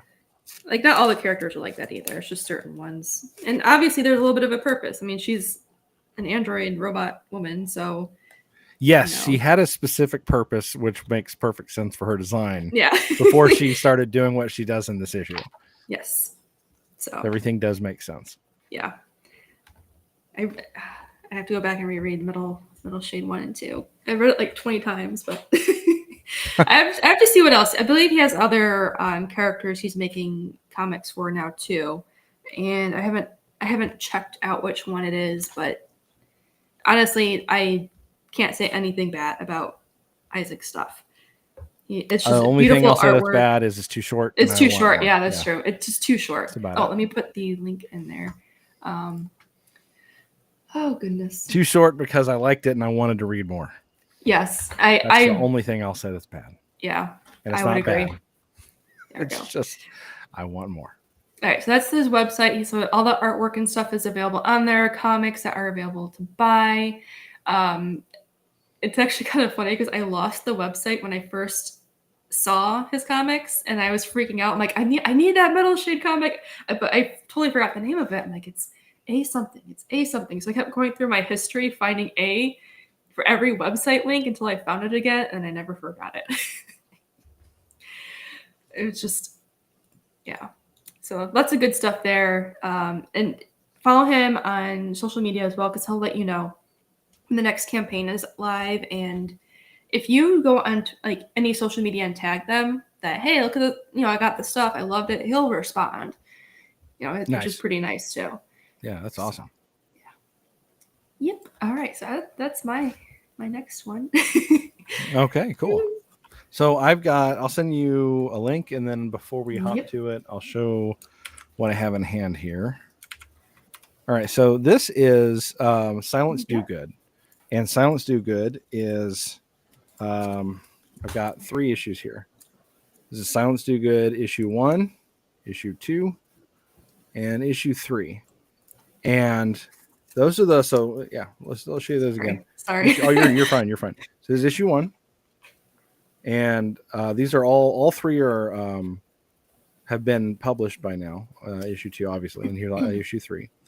And I have them as single copies. However, the link that I sent you is to a ongoing campaign right now for Silence Do Good Volume 1, which is a collection of all 3 of these issues with some extra stuff. So it actually has all of the covers, all of the extras. There's lots of extra content, lots of extra art, and it's all in a collected Volume 1. So what is Silence Do Good? Silence Do Good is a what-if story about what if Benjamin Franklin in his 20s, young Benjamin Franklin, became a time travel agent. And it's right there, like it says right there, Benjamin Franklin gets trapped in a VR program that's controlled by an AI and an alternate future. And it's about him trying to escape from it and trying to write this time traveling shenanigans that are running amok. And I very much get a vibe like, for me, it feels like it's a combination of aspects of Doctor Who and Star Trek. So the stuff that I really liked in this, and there's a good amount of stuff I like, but my favorite stuff was when he was engaging one-on-one in this battle of wits and philosophy with the AI. And so you have someone, this was written by Sean Salter, and he worked in Hollywood as a animator and storyboarder, and he did a lot of creative work in animation for a lot of big companies like Disney, and he was in talks with Daily Wire for a little while to do a lot of different projects for him. But now he's broken out on his own. And so you have someone who loves American history, and he loves Benjamin Franklin. He loves the founding fathers and the Constitution. And so you have someone who has this this deep, what I would think is comes across to me as a deep understanding of the character of Benjamin Franklin. And he takes that and applies it into a setting where he can have a battle of wits with someone where it feels authentic. Like if you have read the ideas and the letters and everything that's written by Benjamin Franklin, then you can see where he would probably say something like what he says in response in this. Now, that's what I liked about it because I like Star Trek, but there's a ton of action in there as well. You have a femme fatale, you have a dashing gunner, you have a paramilitary that's involved, like trying to sort out the crazy timeline. You have these vortexes that go into the future and the past. And this is just like a little insider trading for you. Because I happen to know, and I try to know everybody, right? I try to talk and network with everybody. So I've talked with the writer, and I know that he's going to explore things like the loyalty of characters when they go like from a situation in the past where they go into the future and see where they may have been wrong about something. And it's then dealing with, okay, how do I reconcile what I used to think with what I now know is not the case? So there's lots of really interesting stuff that deals with bigger ideas, but it's wrapped up in a fun and lighthearted story about time travel. And so it's really great. And it's a really good 3-part introduction to the character and the whole world and how he deals with the AI and the VR and everything. And it's a setup for like so much more. You can see that the art is really vibrant with its colors. That's a look at what the VR world looks like, but it stands in stark contrast to like the dystopian future that he's in, which is also both of those are another contrast to his past, that he comes from the 1700s. And so it's this really unique blend of styles as far as colors, and it's a very unique, very interesting take on a alternate history, and it's a lot of fun. There's a lot of little things in there that I think are really cool. Like he has standard lettering for all of the characters. except Benjamin Franklin, who all of his lettering is like in a script font because he's from the 1700s. Little things like that, which just makes it a lot of fun. And the cool thing about the volume is it has like all the extra stuff that I mentioned. So he's Mr. Salter.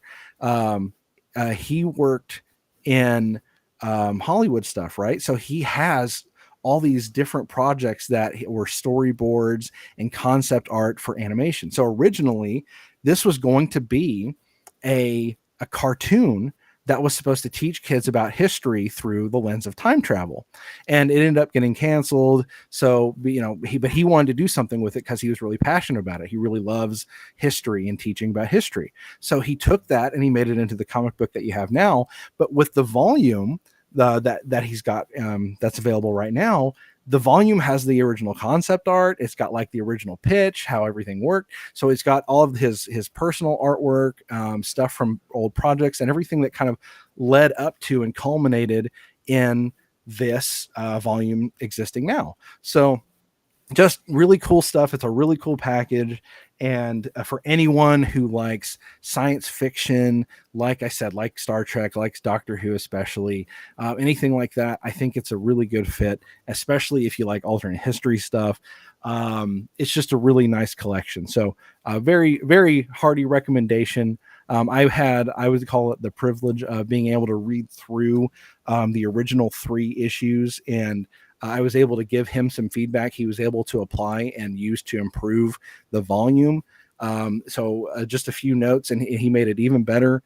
Just like little things like he was, if you love the script font for Benjamin Franklin, and I hope you do, he kept that touch. Because I really advocated for it, but in issue 3 he went back to like normal script, normal font style for everyone else, and I was like, I miss it. I want the old style for Ben again. And I don't know if I can actually take credit for it, but I think that's a good touch because it kind of separates him. Like, right? Look how pretty it is, right? It does, and it separates him from everybody else. Like, he's not supposed to be with the futuristic people or with this. It really sets him apart. I think that's a great way to do it. Yeah, it's really a really fun book. Really fun book. It's very good. Definitely, and I love. Well, it sucks that they didn't do like the animated thing where you learn history through this, because that's something I know. I watched that stuff when I was younger because I'm, a little nerd, why not? Yeah. But at the same time, I'm kind of glad, because then we wouldn't have this.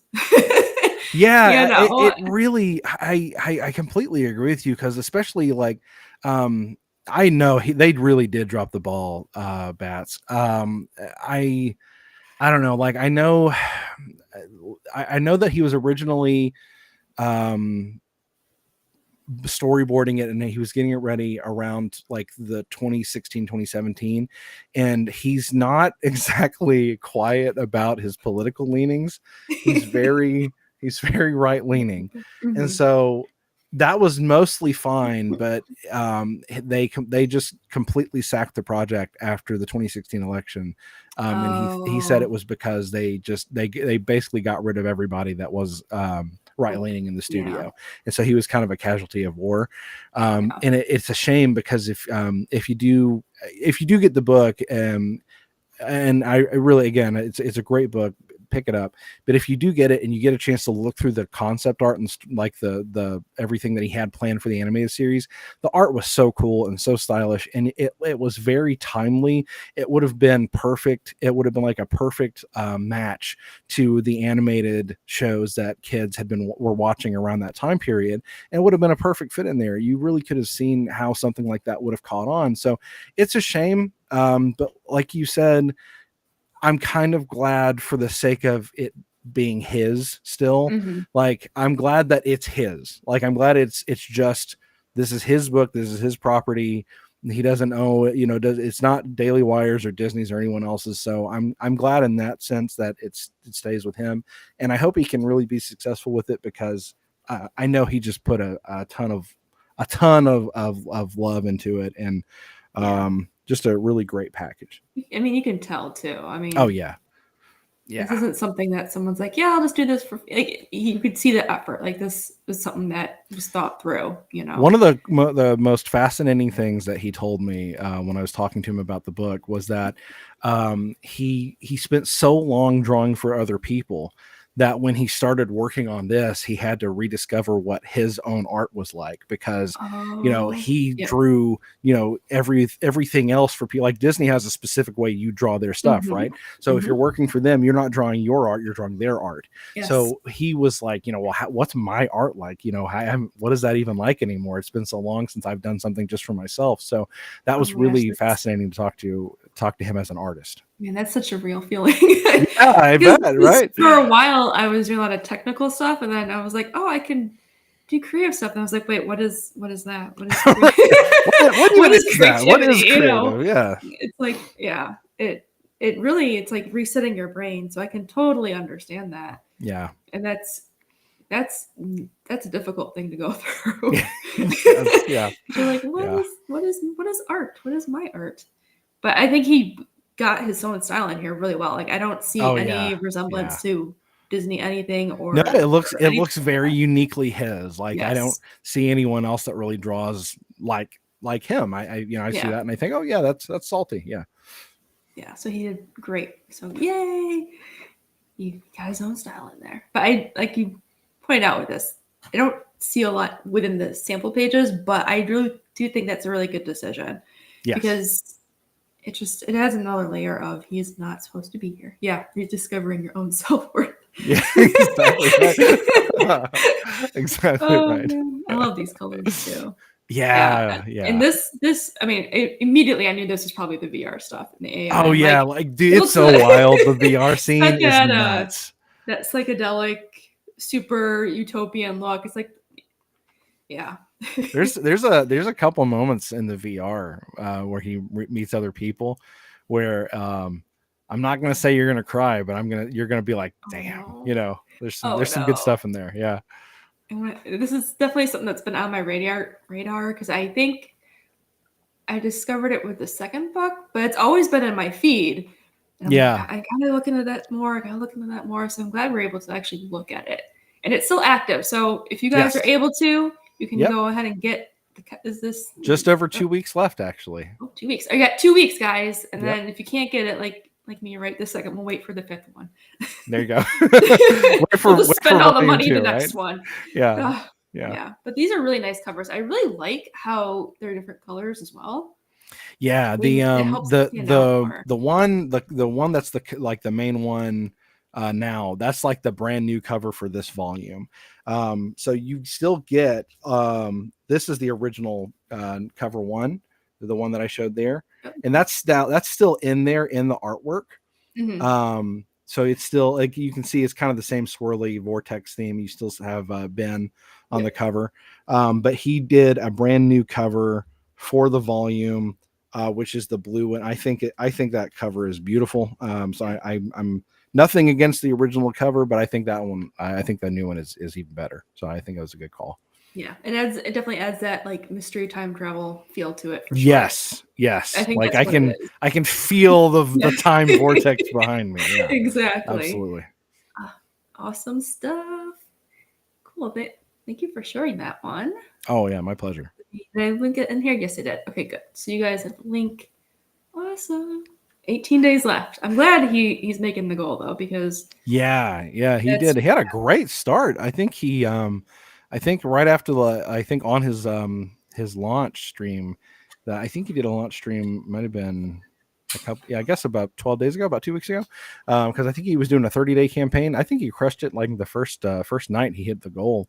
And nice. He's just been killing it ever since. So he's doing great. Sweet. Awesome. Good for him. I love seeing that though. Mm-hmm. Makes me happy. All right. Move that. All right. So my next one. All right. So finally a book I haven't read or backed yet. So my boyfriend backed this because he's a huge Lopresti fan. So all right. So this is number 1. Let me make sure. Okay, I grabbed number 2, so I'll just have to be careful. Okay. Sorry. Okay, big stack. I was like, oh, Wrath of God. So basically, the main character here he is hunting the vampires in this, and he's going after all things that are evil, and he believes he's God's messenger and not right hand man, but the one to do it, that he's been called to do this. And I should have grabbed the first one because I don't want to give spoilers away, but I'm really bad with trying to predict where stories go. And even when I kind of saw, my boyfriend hates it. He hates it so much. We'll be watching anime and I figure something out and he gets so mad at me. He's like, just stop. I'm like, I cannot. It's literally impossible to turn it off. I know. I'm like, but it's I don't know. Anyway, so there was a couple of things I noticed for the main character, which I won't go into spoilers for. And I didn't want to believe it was going to be true or what was going to happen. And like my heart was just shattered at the end of I believe it was book 1 or book 2. Let me make sure. I think it was book 2. Because now it's all blending together. No, I think it was book 1.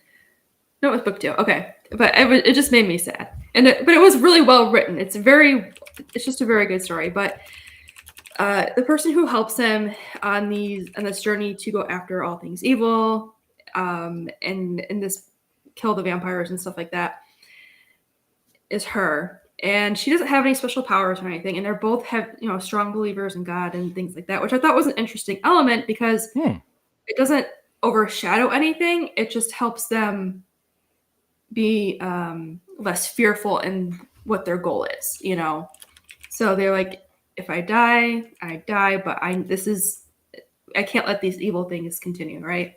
Oh, thank you for stopping by, please. Have a good Sunday. Thanks for being here. Have a great Sunday. Yes. As I'm talking about, killing vampires and God. Yeah, that's good holy activity for the Lord's Day. Come on now. Exactly.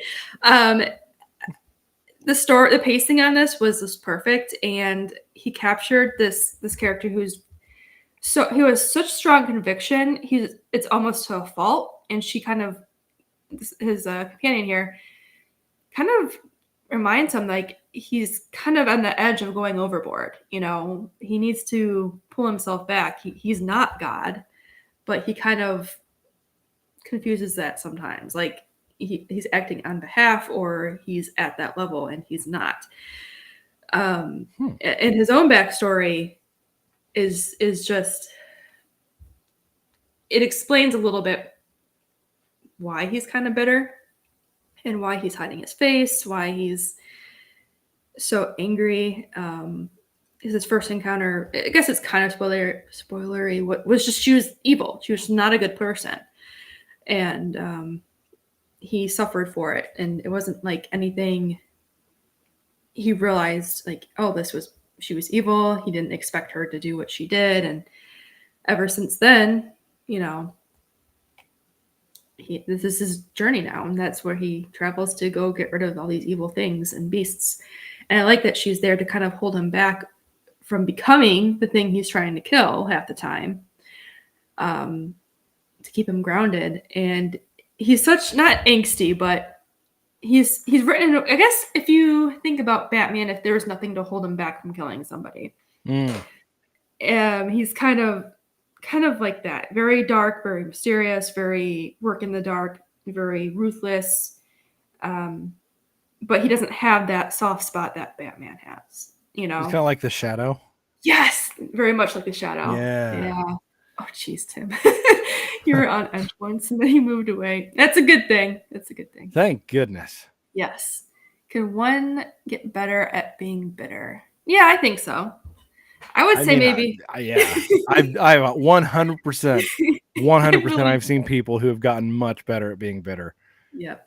All right. So I want to show some of the artwork too, because it is very, very unique. I don't know if you can see it, but you can see all of the like pen strokes. Looks great. The cross hatching.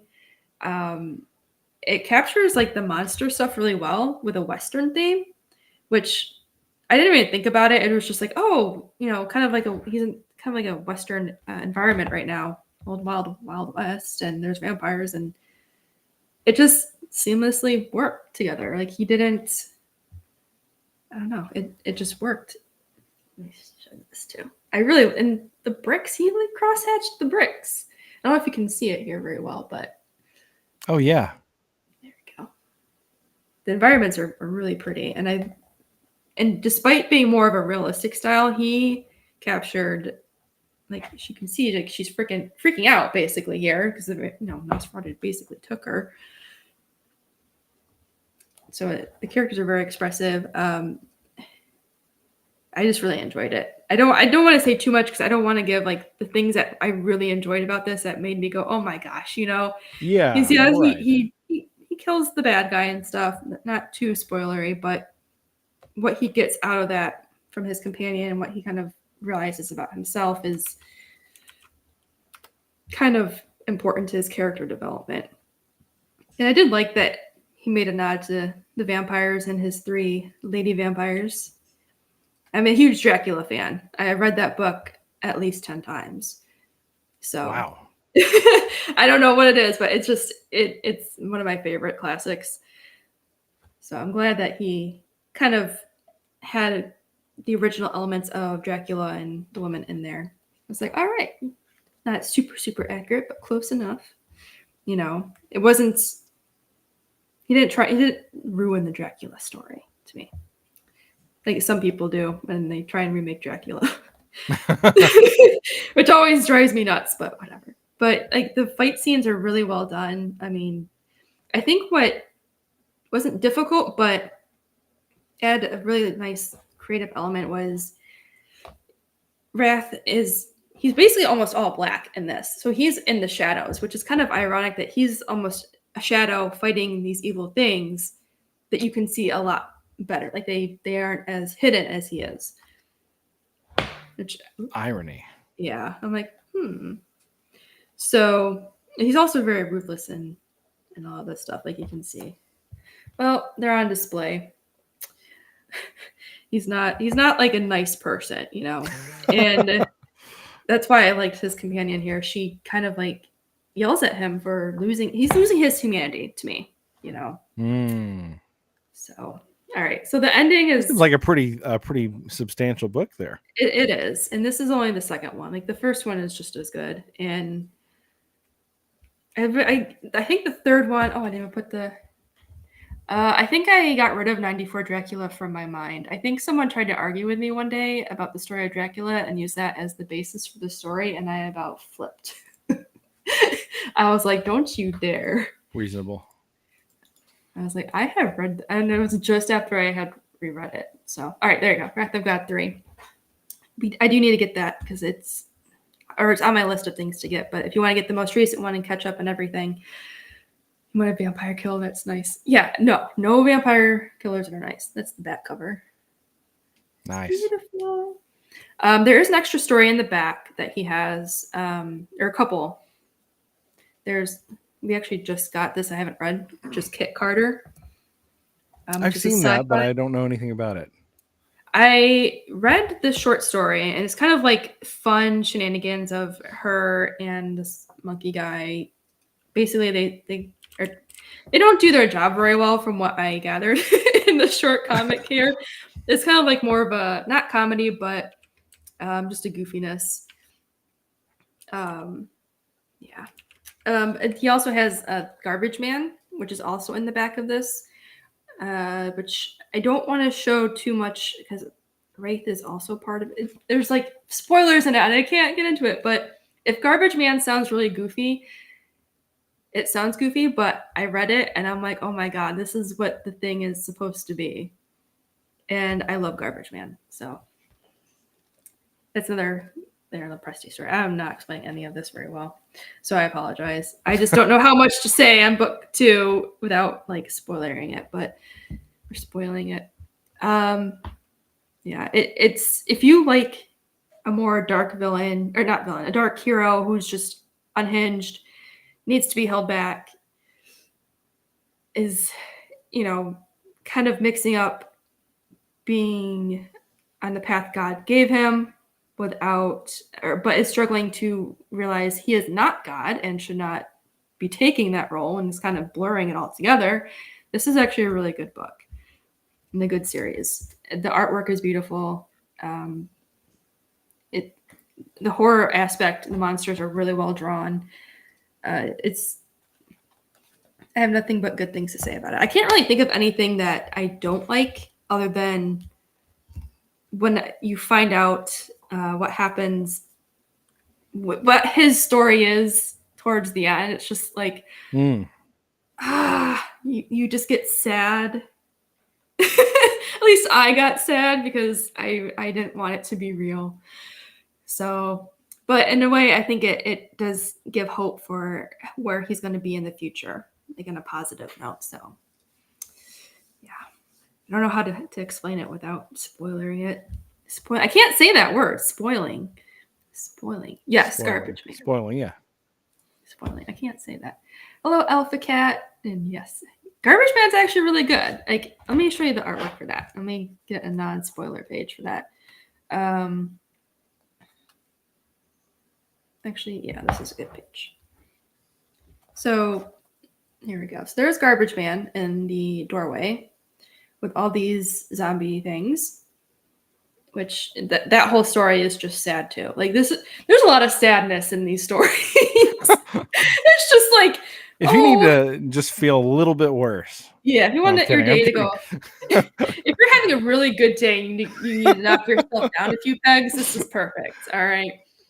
Like it was a really good story, and this is what made me think Garbage Man was actually really cool. I thought it sounded really goofy, but it's not. He's actually a really cool character, and it was sad, but it had a really sweet like element of his character. So, and I think it's a testament too to Aaron Lopresti's writing that if he can take something that I keep hitting my keyboard.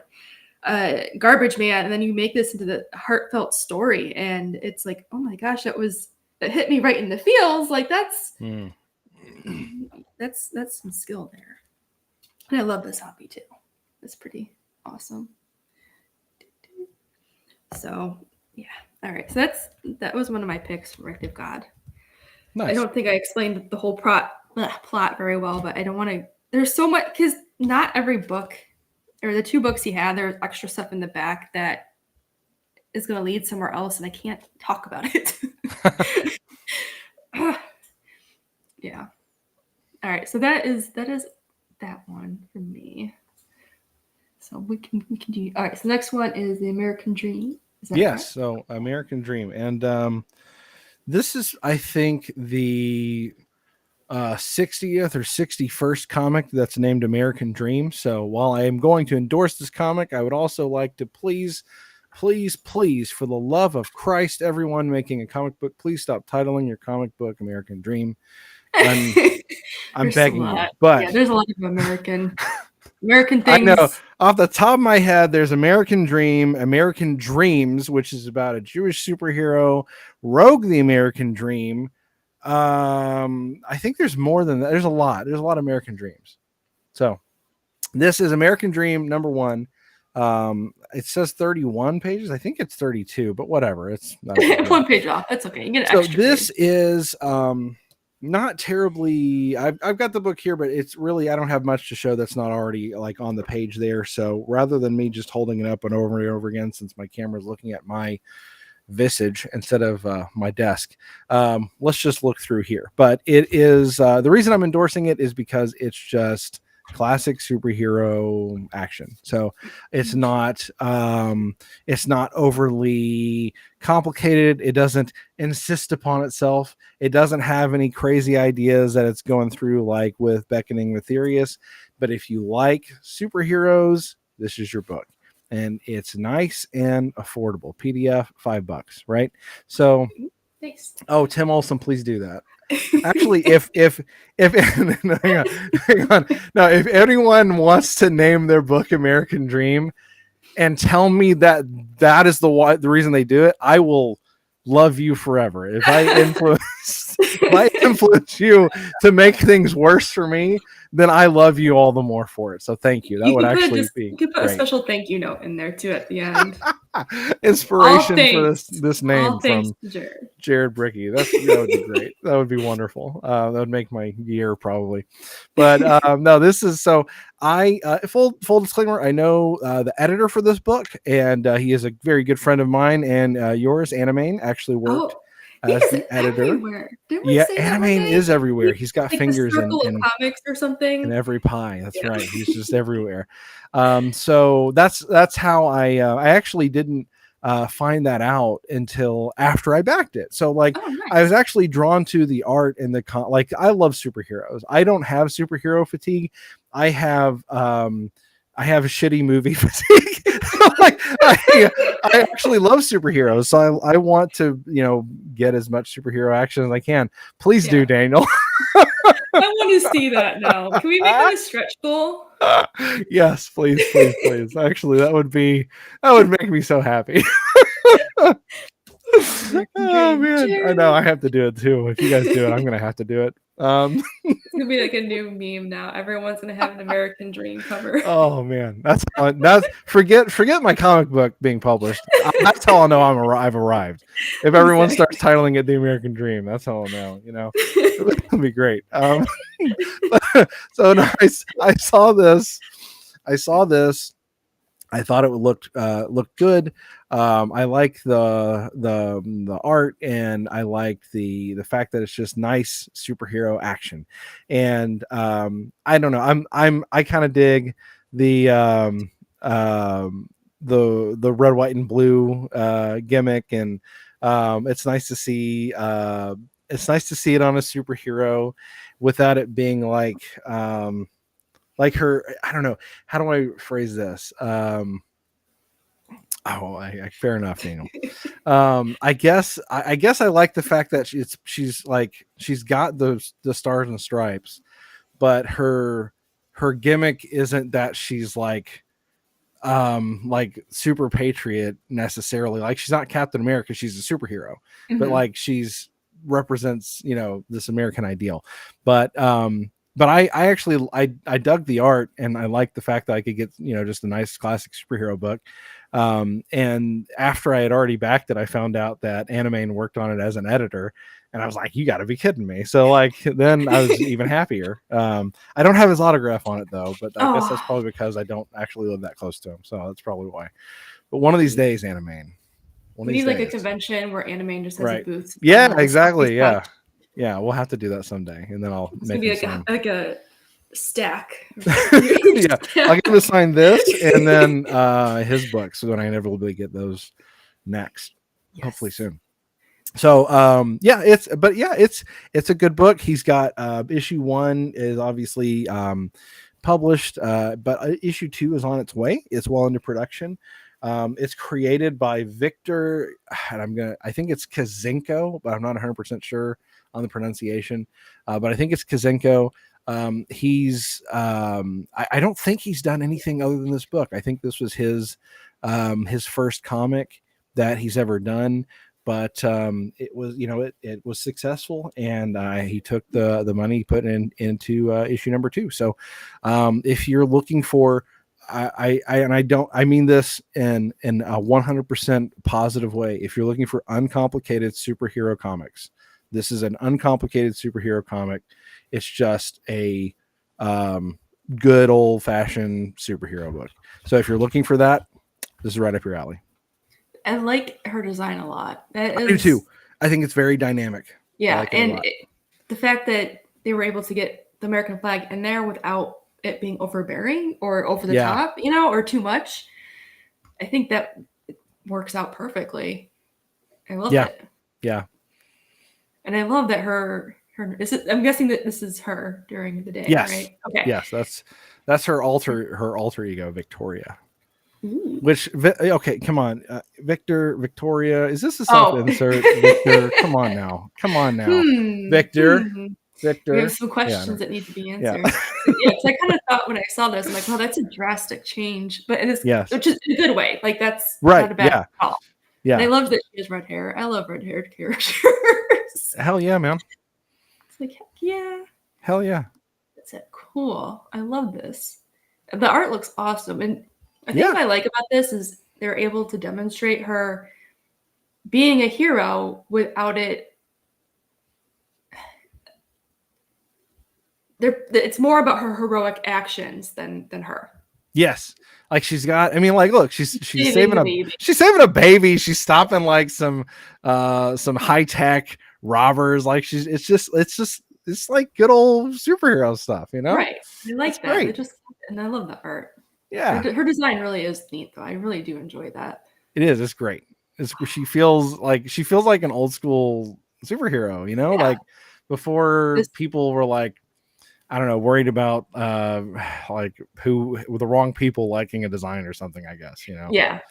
I don't want to get on a soapbox, but like, I just feel like, yeah. Yeah, it's crazy that we even have that. Like, I know. I was at an event and this woman, I felt so bad for the guy. He was drawing a lot of comics, comic characters and stuff, you know, DC, Marvel, and she just went on this rant about how women are drawn in comics, and I was just like, oh my god, she's real, and it drove me nuts. I'm like, I don't care. I like her. This character looks awesome.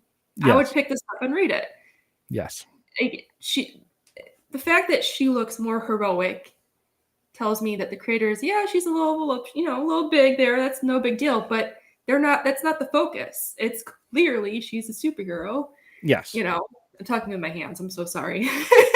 How dare you? I know, like, Italian and me. All right. But yeah, I think they did a very good job with that. I mean, just from the little bit you see, she's a hero. Yes, and I like this. To me, this is. I know that a lot of people. I also appreciated the stars placement. Yes, I agree. Just because it fits her outfit, because the stars are also on her knee pads. That's what I was thinking about. Oh, there you go. Obviously. Yeah. But yeah. I know a lot of people, and this is not me climbing on a soapbox, but I know a lot of people will look at really high production value stuff by ex-professionals, and that's what they think of when they think indie. But when I think of indie comics, I think of stuff like this, where it's like someone doing what they want to do with a superhero idea, with their idea of a superhero concept. And it's a small book, but it got 130 backers. That's great. 130 backers is amazing. 130 people gave it a chance. And like, that's like, it feels quintessentially indie to me. And so I'm happy that he was successful, and I hope he's very successful with issue 2. Yes. Yeah. And I will say, even though my own comic was a little bit over 31 pages, I'm like, 31 pages is nothing now. We need like more. I know, yeah. This looks like something that I would be like, well, where's the rest? I know. You know, like, I can just tell from looking at the pages already and like how this is looking. Yeah. I would ask, where's the rest? I know. Which is great. I mean, that's the best problem to have. Absolutely true. And I do love it. I'm guessing this is more like a police headquarters reporter type. Yeah, like reporter. Okay. Yeah, I love that. Yeah. I know it's like almost like a trope, but it's a fun trope. You know, yeah. Lean into it. Lean into the trope, right? Exactly. It's fun. Oh, this looks really cool. So if you guys want to check something out, superhero wise, and like Jared said, if you want something simple, check this one out. Or actually, no, follow them on Kickstarter. Do they have social media? They do. It's so on X, it is at a decent guy number 10. So like, meaning 10, a decent guy 10. Okay. So and his last update he had it's pinned for March 7th, saying that the second book is well underway for production, and he's got a little preview with some art of American Dream posing with like her 2 different outfits. So perfect. All right, we gotta get him to link it on here. yeah. I probably have to do it myself. But... I know. Oops, I'll tell Anime to yell at him. There we go. There you go. Anime, come on. Anime, yell at this guy. With the program. Just kidding. Yeah. Oh, I like this. Yay. I like these. You got some really good choices. I really like these. And it's funny because some of them are already in my eye, but this one I don't think I've ever heard of or seen, which is kind of crazy. Yeah, I don't even remember how I came across it. Sometimes like it's social media like X, sometimes I'll just look through and see what's linked on Kickstarter if it's not porn, or see if there's something that's linked on Fund My Comic, and sometimes I just come across something cool that this catches my eye like this. Yeah, that's fantastic though. That means the algorithm's working. I know. It's doing its job every once in a while. Yeah. Oh my goodness. All right. So my last one. This is like not any. Well, okay. This is Hatch. This was actually my first comic I backed on Fund My Comic. Ooh. So Glenn Fleming. This is not a linear story. The reason I got this was it's a lot of short comic strip type stories. So each 2 pages is its own like little scenario happening. And it's just this guy in his hatch having crazy adventures. You know, he's just trying to live his life, and for some reason, crazy stuff keeps happening outside the hatch. And I thought that this was, I don't know, like I think when you tagged me on Twitter about like what our first comics were and stuff like that. Yeah. I think this reminded me of reading comic strips in the newspaper. It just had that nice, oh, this was a nice little read, and it just makes you feel good. And I just enjoyed the art and the little fun stories, and that was that. And that's what this reminded me of. And I don't know why, but I really do enjoy that really simplistic storytelling. Yes. You know, sometimes that's all I really want to deal with. And I respect that because so one of your picks was Calvin and Hobbes. Mm-hmm. I own like the Watterson collection, which has like all of the Calvin and Hobbes, because I love that so much. I have a collection of Calvin and Hobbes. I don't know if it's the same one. It might be. It's at my dad's house. I have to get out of storage at his house, but I bought it when, oh my gosh, I think I was in grade school still. Wow. I don't know. Appreciation for the artsy for back then. Because the only reason I think it was then was because it might have been a Scholastics thing, but I don't know if that's true. Oh yeah, I think I partner with Scholastic for a lot of their collections. Yeah, it very well could have been. And the only reason I think it was when I was that young is because I wanted to color the pages. Oh yeah. That's the only but yeah, I enjoyed it. It's just this definitely gives me that feel though of like Calvin though. I see why you thought of this. Yeah. It just has that, and on like some of these pages are just so crazy. Like, I mean, not crazy. I thought it was really nicely done with the detail. Like this, the color with the foreground, and then it was simplistic, but there's a lot going on. Mm-hmm. I mean, he's trying to fish, and then the water it's just some crazy weird stuff happening. And there's no real like he doesn't talk, so it's just kind of like you get to just kind of enjoy the environment with him in a way. So I really liked it. Let me actually put the link in the chat. You can still buy it on Fund My Comic, I believe. It's still an open storefront. Let's see. He is from the UK. Oops. From the UK, so I don't know what the shipping is like now. Oh Lord, yeah. But if I were him, I would fulfill through someone not in the UK. Yeah. To try and cut down on that if you can. Yeah. I don't remember what it wasn't at the time. It wasn't too pricey, but I don't know what it is now. So, and I like the back. He has a lot of cool concept art, which I love concept art. I love seeing that sort of thing. That is awesome. I like it when stuff like that gets included. Yeah. He has some other stuff I want to grab too on the campaign. He had a larger book. But this was just a really, like, if you just like comic strips, just that really nice, fun adventure, but simple, like, stories. Holy crap. He has an 8-inch high Hatch figurine? I think his wife made it. That is amazingly cool. Yeah, it was pretty. You guys should check out that campaign page. Yeah, the link is in the chat.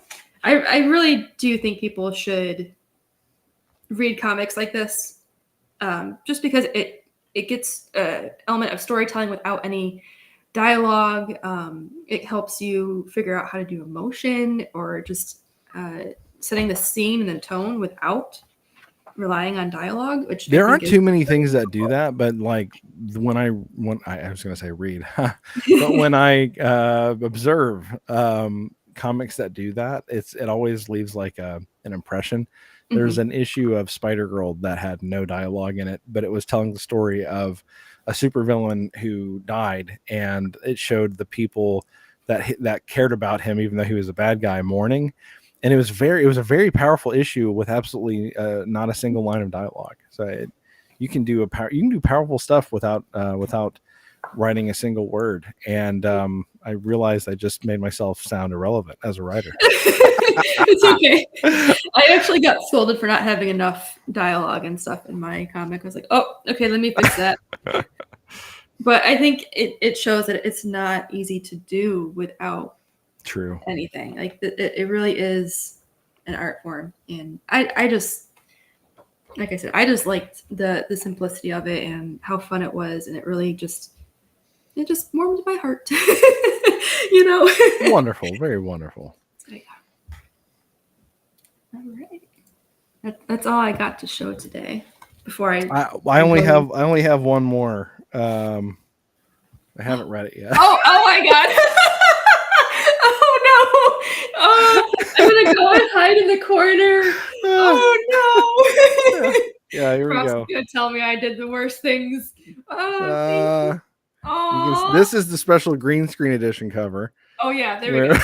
Where my logo gets superimposed on it. No, very rare. No, I just wanted to show that I backed it, but I haven't been able to read it yet because of the reasons that I listed at the start of our conversation. But it's on my list of things to read, and it's a symptom of the fact that I back way more stuff than I read, unfortunately. But the good thing is that if I ever run out of money, I won't be short of entertainment. So there you go.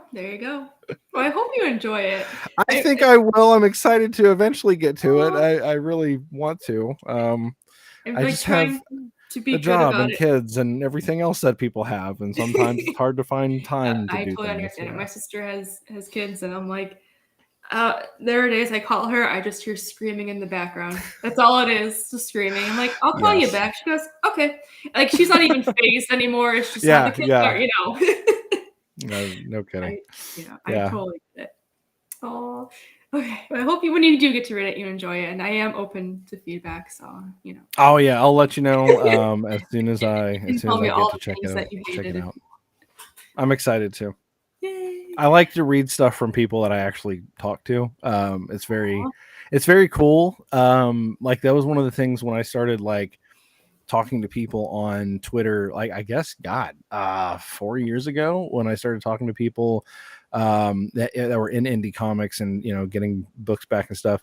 Being able to interact with people who make your media is really different and really interesting. It's something that really we only have been able to experience since social media, right? So that's one of the cool things, legitimately cool things about social media is being able to talk to people who create stuff. And you don't really get the chance to do that. Like if you're a big fan of Henry Cavill, well, good luck. You know, you're not going to be able to talk to Henry Cavill, but you can talk to people who write and draw comic books. And it's really cool. Like I said, I love the network and get to know people who make different things. And so being able to talk to people I think everyone that I've shown off today, I've been able to get to know somebody in the creative process in some capacity. And like, so I can actually talk to them about, like, you know, I was able to ask Salty about his experience when he was doing animation. I was able to talk to Tyson from Rebound. I was able to talk to him about like what he plans to do in the next issues. And you know, just stuff like that is just really cool. And being able to pick their brain and see what they think and what they want to do, it gives you an interesting insight into your entertainment that you never had before social media. So I am very excited to read your book and then talk to you about it. So that will 100% happen. Yeah, I can't wait. Fat slug. Oh, there's a manga competition called Silent Manga Edition. Oh, that's interesting. That is cool. That sounds awesome. I kind of want to do something like that now, but I can't do it all. Maybe later. Yeah, let me get through a couple of. Let me have one successful crowdfunder, and we'll go from there. Yes. Yeah, we'll go from Let there. me finish what I need to do first. Yeah, if we'll pull that off, and then we'll reevaluate what we can do next. Yes. All right. So I do want to go over a couple comics that I real quick, and then we can call it a night. A couple comics and stuff that I do want to get that are on my list. Daniel, if you're still here, I think you have an idea of one that might be on the list. I gave too many bad endorsements that he checked out. He's done. Oh no. It's okay. I'll bother him on Twix. Like I mentioned you. You weren't there. Well, the important thing is if you mentioned him to the other people who don't know about him, even if he's not here, so that is true. Yeah. All right. So I just put it all in like one tab. I'll go over it quickly. Do you want to recommend anything real quick, or do you want me to go recommend mine? Oh, man. There's the only other thing I can think of. I've not been able to read it, but love you too, Daniel. I really like him personally, Patrick Quinlan. He's part of Comicsgate Commandos. He's got Phenomenal Tales is funding right now. I cannot recommend it as someone who's read. I've not been able to read it, but Patrick is a very, very nice guy, and he is a lovely fellow Christian. So a brother in Christ. I'll give him a little salute and say, check out his campaign. I believe that is on Fund My Comic. And if it looks good, give it a look, give it a back. He's a nice guy. He's a good dude. Sweet. Awesome. All right. So I'm going to go over a couple real quick that I am excited for. I'm on. Oh my gosh. All right. Let me redo this because I am on the wrong window. Remove. I respect the fact that you're intelligent enough to use private browsing when you stream, by the way. Yeah, and then I was really stupid and I put all the links on the non-private browser. Well, you know what? But hey, that's the better mistake to make, okay. Right? Yeah, that's the better mistake to make. I'm not logged into anything, so it's fine. All right, so first we're going to go to Anime because this man has been working so hard on his stuff. Like, I've been following him. I feel like it's been for forever, but I don't even know if that's true. It's long enough that it feels like forever. He has worked so hard on his stories, and it is on my list of things to get. So I'm going to put this in here. And we did have him on, I think, the last Indie Takeover to talk about his project. These three characters, they each have their own power, and they're fighting crime. And she's like the one that kind of, I think it was, holds the team together type thing. They all have their own personality. It's just a really, really fun storyline that he it is everything that you love. Like the way I just like, so if you like superheroes, it's got superheroes. If you like shonen, it's got shonen. If you like hip hop, it's got hip hop. If you like fighting game culture, it's got like the bonus art cards are like fighting game combos. It is everything that you love about fiction and wrapped into like one beautiful package. Yes. And I told him too, I'm like, I love this so much. Yeah. Like, he had a great artist work on this. I love the characters. I love the designs. It is on my list of books to get. So, what? PDF is all gone? I have to wait. All right. It's like the worst thing is I have to wait. All right. So the next one is Perfect 10. This has always been in my sights, and I just have not, because it's there. I want to get the whole shebang. I have just not been able to grab it all at once. But I don't even, I'm going to be honest, I don't even know what the main storyline is. I just love the art and I love the covers. Hey, I'll give awesome. you a quick breakdown. So quick breakdown, Okay. quick intro. Perfect 10 is about a woman named 10 who is perfect. I'm not being facetious. She was a perfect assassin. She was designed to be a perfect assassin.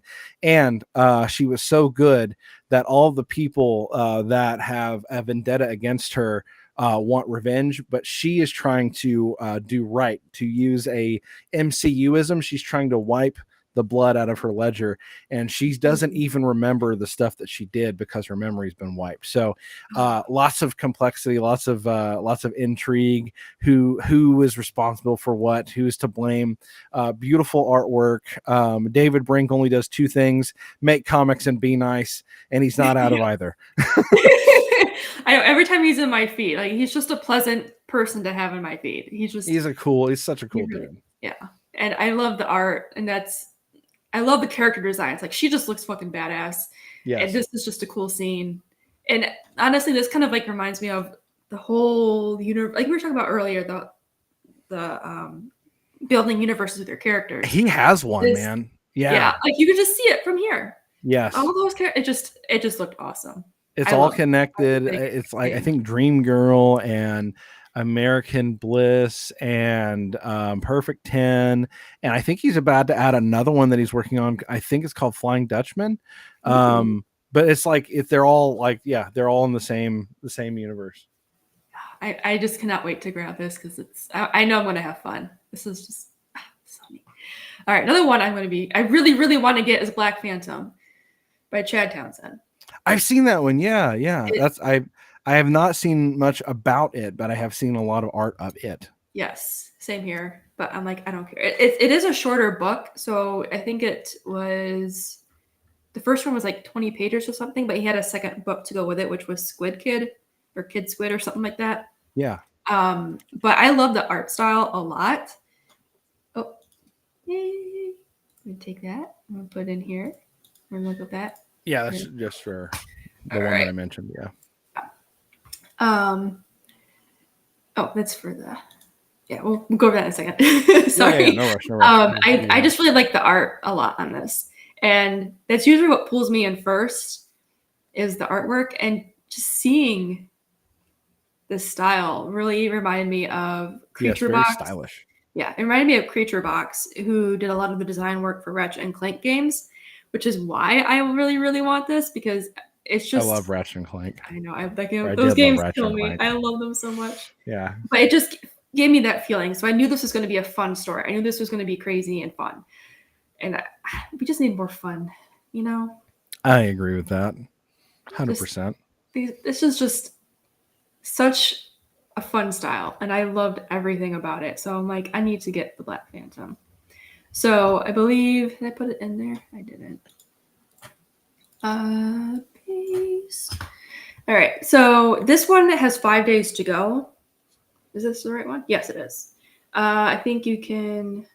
You can get a PDF. Oh, maybe I'll grab the PDF. Nice. You can see how often I look at these things. I'm like, this is on my list, and then I don't go and take a look. But yeah, it just looked really cool, and it's on my list of things to get. And then the next one is Jizzadai. I'm gonna put that in there. Put that in the chat. So written by. Well, who's written? Daniel. Yeah, who wrote that one? Yeah, someone named Daniel. Oh, okay. He's got the ColourPop edition for number 3. Now, this has been on my list for a while, and I really want it. I also would like to. I think I'm going to also get the novel version of the story. This is one like my poor copy of currently unopened Pumpkin Prince, where I also I bought it, and it's like, yep, when you gotta read me, and I'm like, we'll talk later. Yeah. Nobody. Oh, nobody. No, it's so sad. Oh my gosh. We'll read it. Don't worry, Daniel. But you guys should back this. I mean, Daniel, it's so good. He doesn't sell it. Dude, you know who else is like literally Shadowpunk. Shadowpunk did his comic book If you haven't read it, you can't because he did his comic. He did a movie that he animated himself on YouTube. He did I can show you this.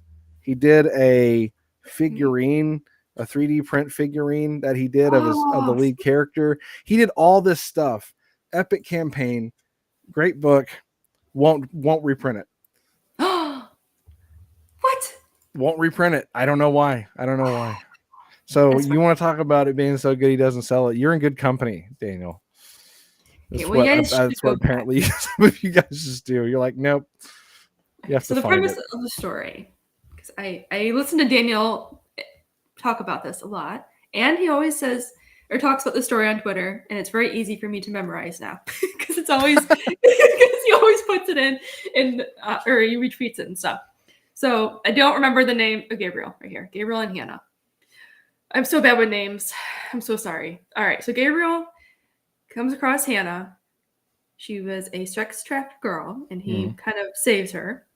And now he has to protect her. And from my understanding, from what Daniel has explained to me many times, can you help me if I get this wrong, Daniel? She's kind of bringing a little bit of humanity back in him, and by him protecting her.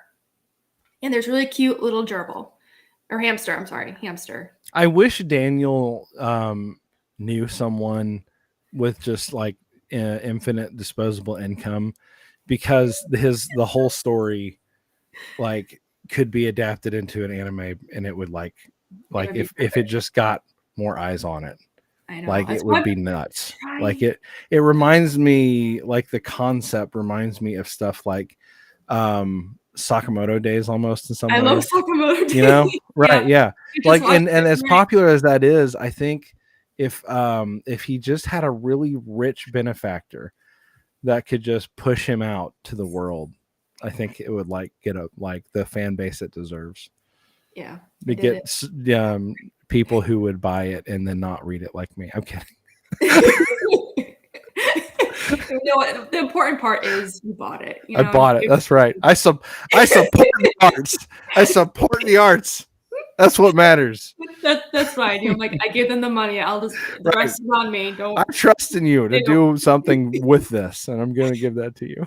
I've done that a couple times. Like, Daniel, you got to sell yourself out more.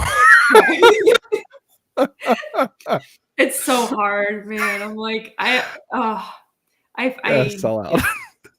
First of all, I love this little hamster. No, I don't. I know, right? It's so anime. Cute. I don't know. It's just great. It's just a fun companion. So I don't know what part we are in the story for number 3. However, it is on my list of things to get. I do plan on getting this. It may not be there to get the color pop in time, but I do want the full series. I do want to get the novels as well, because he also does novels. 108-ish manga volume. Excuse me. Oh, well, shit. Damn it, Daniel! You have to tell people this. But I thought bro was not kidding when he said he doesn't market stuff. That's not a meme. That's just like him being honest. Yeah. Oh my god. Okay. Well, if you're like me and you've been wanting to get a book like this for a while, Daniel has made our lives much easier by having 1 through 3 in one single volume for one lovely price of $30. Daniel, we are going to talk about this for you. So next time I retweet this, I have to tell everyone you can get 1 through 3 in one volume. Boom. Oh my goodness. All right. So that's one other you don't have time. I can relate to that though. I finally did my I can. I'm not going to give you a break, but yeah. I can sympathize. I finally did, because I think it was like a week and a half ago. Daniel brought up the fact he was too busy to market. I was like, oh shit, I have to actually announce the stuff I'm working on. So I panic wrote my newsletter thing and I sent it out this morning, and there were typos in it. I'm like, god damn it. And then this one. This is the last one. And this is not an extensive list by any sense of the means. It's just a couple that just stood out to me. My list is long. Yeah. There are so many I still have to get. But I really want this one. Every time this comes up on my feed, I laugh. Like, the characters are just appealing. The story just makes me laugh, which is he's tied in the contract with her, and she basically bullies him, and it's just, I love the style. So that's the last one I'm going to share that I need to get. All right, and then that was the one I mentioned earlier, Phenomenon. Phenomenal Tales was a spinoff he did. Phenomenon 2 is currently funding on funmycomic.com. But I can't get one? I think you can get one. I'm pretty sure. Oh, there it is. Yeah. Is that There's right? Phenomenal Tales. Yeah, Minotaur. Yep. Okay. Oh, there it is. Oh, this is cool. I like this. Put that in the chat. All right. And I know I've recommended a lot of stuff that, it's like, well, it's closed, or they'll have another one going soon. But Phenomenon is funding right now, and Silence Do Good is funding right now. So definitely wanted to shout them out. Obviously, keep an eye out for all the other stuff too. But if you're like, what can I spend money on today? Hey, there you go. Exactly. If you're in the mood to spend that cash, here you go. There's two you can spend money on now. You can spend money on Jisadai now. You can spend money on, what else can you spend money on right now? There was more stuff that came up on my feed that I was like, oh shit, I want to talk about that too. And I can't remember. I have an Excel document. Can you see it? Really? That's what I pull all these links from. Oh man, you're serious. Right. I actually have a written list somewhere that I started checking You're off. serious. I'm serious. I am a list person. Man, no kidding. I didn't put them all in there though. I'm well, not that serious. I'm serious. If it's not in my bookmarks, if it's not on the paper list, if it's not in a digital list, it's in my head and it has to be added to a different list. Well, shoot. So I have a list of lists. This is like Inception, man. Yeah. Whoa. We won't go over how everything else works in my life because it's pretty much like that. That's a different stream. It's a different stream, yeah. That's a stretch goal. There we go. Stretch goal. Oh my gosh. We went through a lot of cool stuff. Man. Dang. All right. So when we're done with the live, I'll go back and I'll put all the links and stuff in the description so you guys can go and sift through it on your own time. So you don't have to go through the chat. Excellent. I'll probably get that done by tomorrow, just to give me some time to organize it and stuff like that. But you guys, there's so much good stuff out there. And if for some reason anything we talked about doesn't like hit you as, oh yeah, I have to get it, go to Indiegogo or just go to Fund My Comic. There's so much good stuff. Follow us on X, Twitter. Yes, follow us there. We're retweeting stuff, talking about stuff all the time. If you don't see anything here, you will see something from us eventually. Yeah, Jared might be more active than me. I've been kind of maybe, probably, maybe. Or follow Daniel. Follow Daniel. Actually, buy his book. I have his link tree here. Hold on, let me grab it. Animate it. His book. make his everyone book an anime. Do all the things for Daniel. All right, there we go. That's his link tree. I have that in there. Oh, and for Immortal Rising, I forgot I have his link tree too. Some of y'all don't have frostcomics.com. Frostcomics.com. I was like, I'm forgetting yours. Go to frostcomics.com and get yourself my comic book, which is free. Let me just turn this off real quick. It's frostcomics.com. You sign up for the mailing list, you get a comic book for free, but I do not offer a refund. So if you don't like it, I'm not giving you your money back. So I'm sorry. Oh my God, I can't type. I just added an extra. Eventually, you'll get. All right, the second one. Wow. Okay, but yeah, he's got the free comic. He's got his YouTube. He's got his X. You can become a patron on his Patreon. What the hell did I do? Let me turn this one off. Give me money and I'll make comics. Exactly. Yeah. Oh, he's on Global Comics, where your comics should be there too, right? I will be there. You will be there. Okay. This book that you can get for free right now, that you can own as a PDF, I will eventually have on Global Comics once I start my crowdfunder later this year. Somewhere in there. I'll follow him everywhere. Yeah. And it's a great 28-page comic. Like, I really enjoyed it. I really did. So I'm really excited for your campaign. So man, it's gonna be fun. It's gonna be fun. I think if I can get funded, I think people will be really, really happy with what they get. I will say, Daniel, this entire concept was inspired by you when you said you don't have time to market. And you need a spokesperson. So I will take time out of my day to come on here with Missy and market for you. That is exactly how this came to be. Because Daniel can't market. We did it for him. Yeah. Hello, Immortal. What's up, Aaron?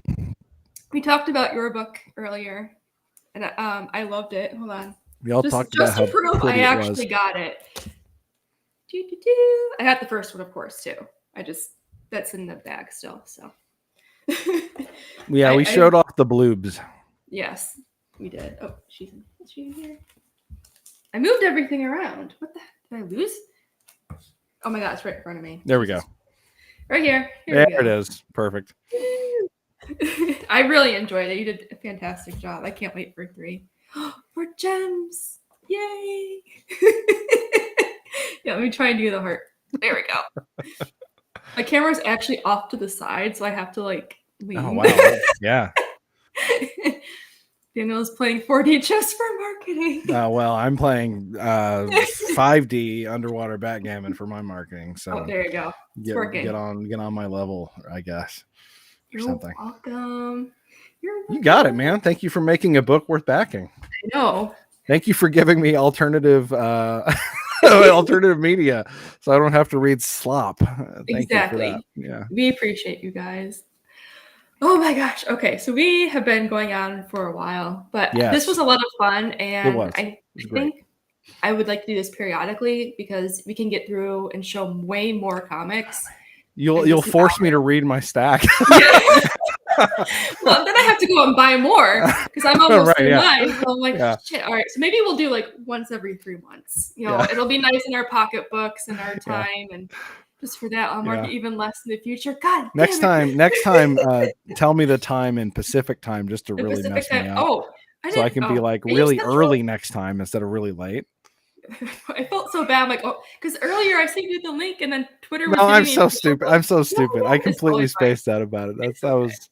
I usually like when I I'm always really like thorough about that whenever I'm normally like hosting, and I don't know why I completely spaced on it this time, but I completely spaced on it this time. It's okay. Yeah. We played some Stardew for a half hour. No big deal. There you go. We got collected mushrooms. The best part. No. All right. Look at these little stickers. I forgot to show these with Immortal stuff. I love stickers. Okay. All right. So thank you guys for watching. I'll get the links and stuff in the description of the video. At the time of recording, this is Sunday, so I will get those out by Monday. Give me time to collect everything and organize it so it's actually clickable and if she takes too long, remember that you didn't pay her for this. So you can't say anything. If you super chat me, a certain amount, super chat and she'll do it faster. Yeah. Send in a super chat or a super thanks, and let her know that she needs to do it quicker. Just saying. No. All right. Wink. All right. I believe you. Daniel. I know. All right. So Daniel's shunned for a little bit. No, I'm just kidding. All right. Thank you guys for watching and hanging out. We'll see you next time in the Indie Takeover. If you want, make sure to go follow Jared Frost. Oh my gosh. Make sure to go follow Jared at Frost Comics. Jared Ricky, Frost Comics, whatever. It's late. I'm so sorry. Great stuff. We'll see you again in the next live stream in Indie Takeover.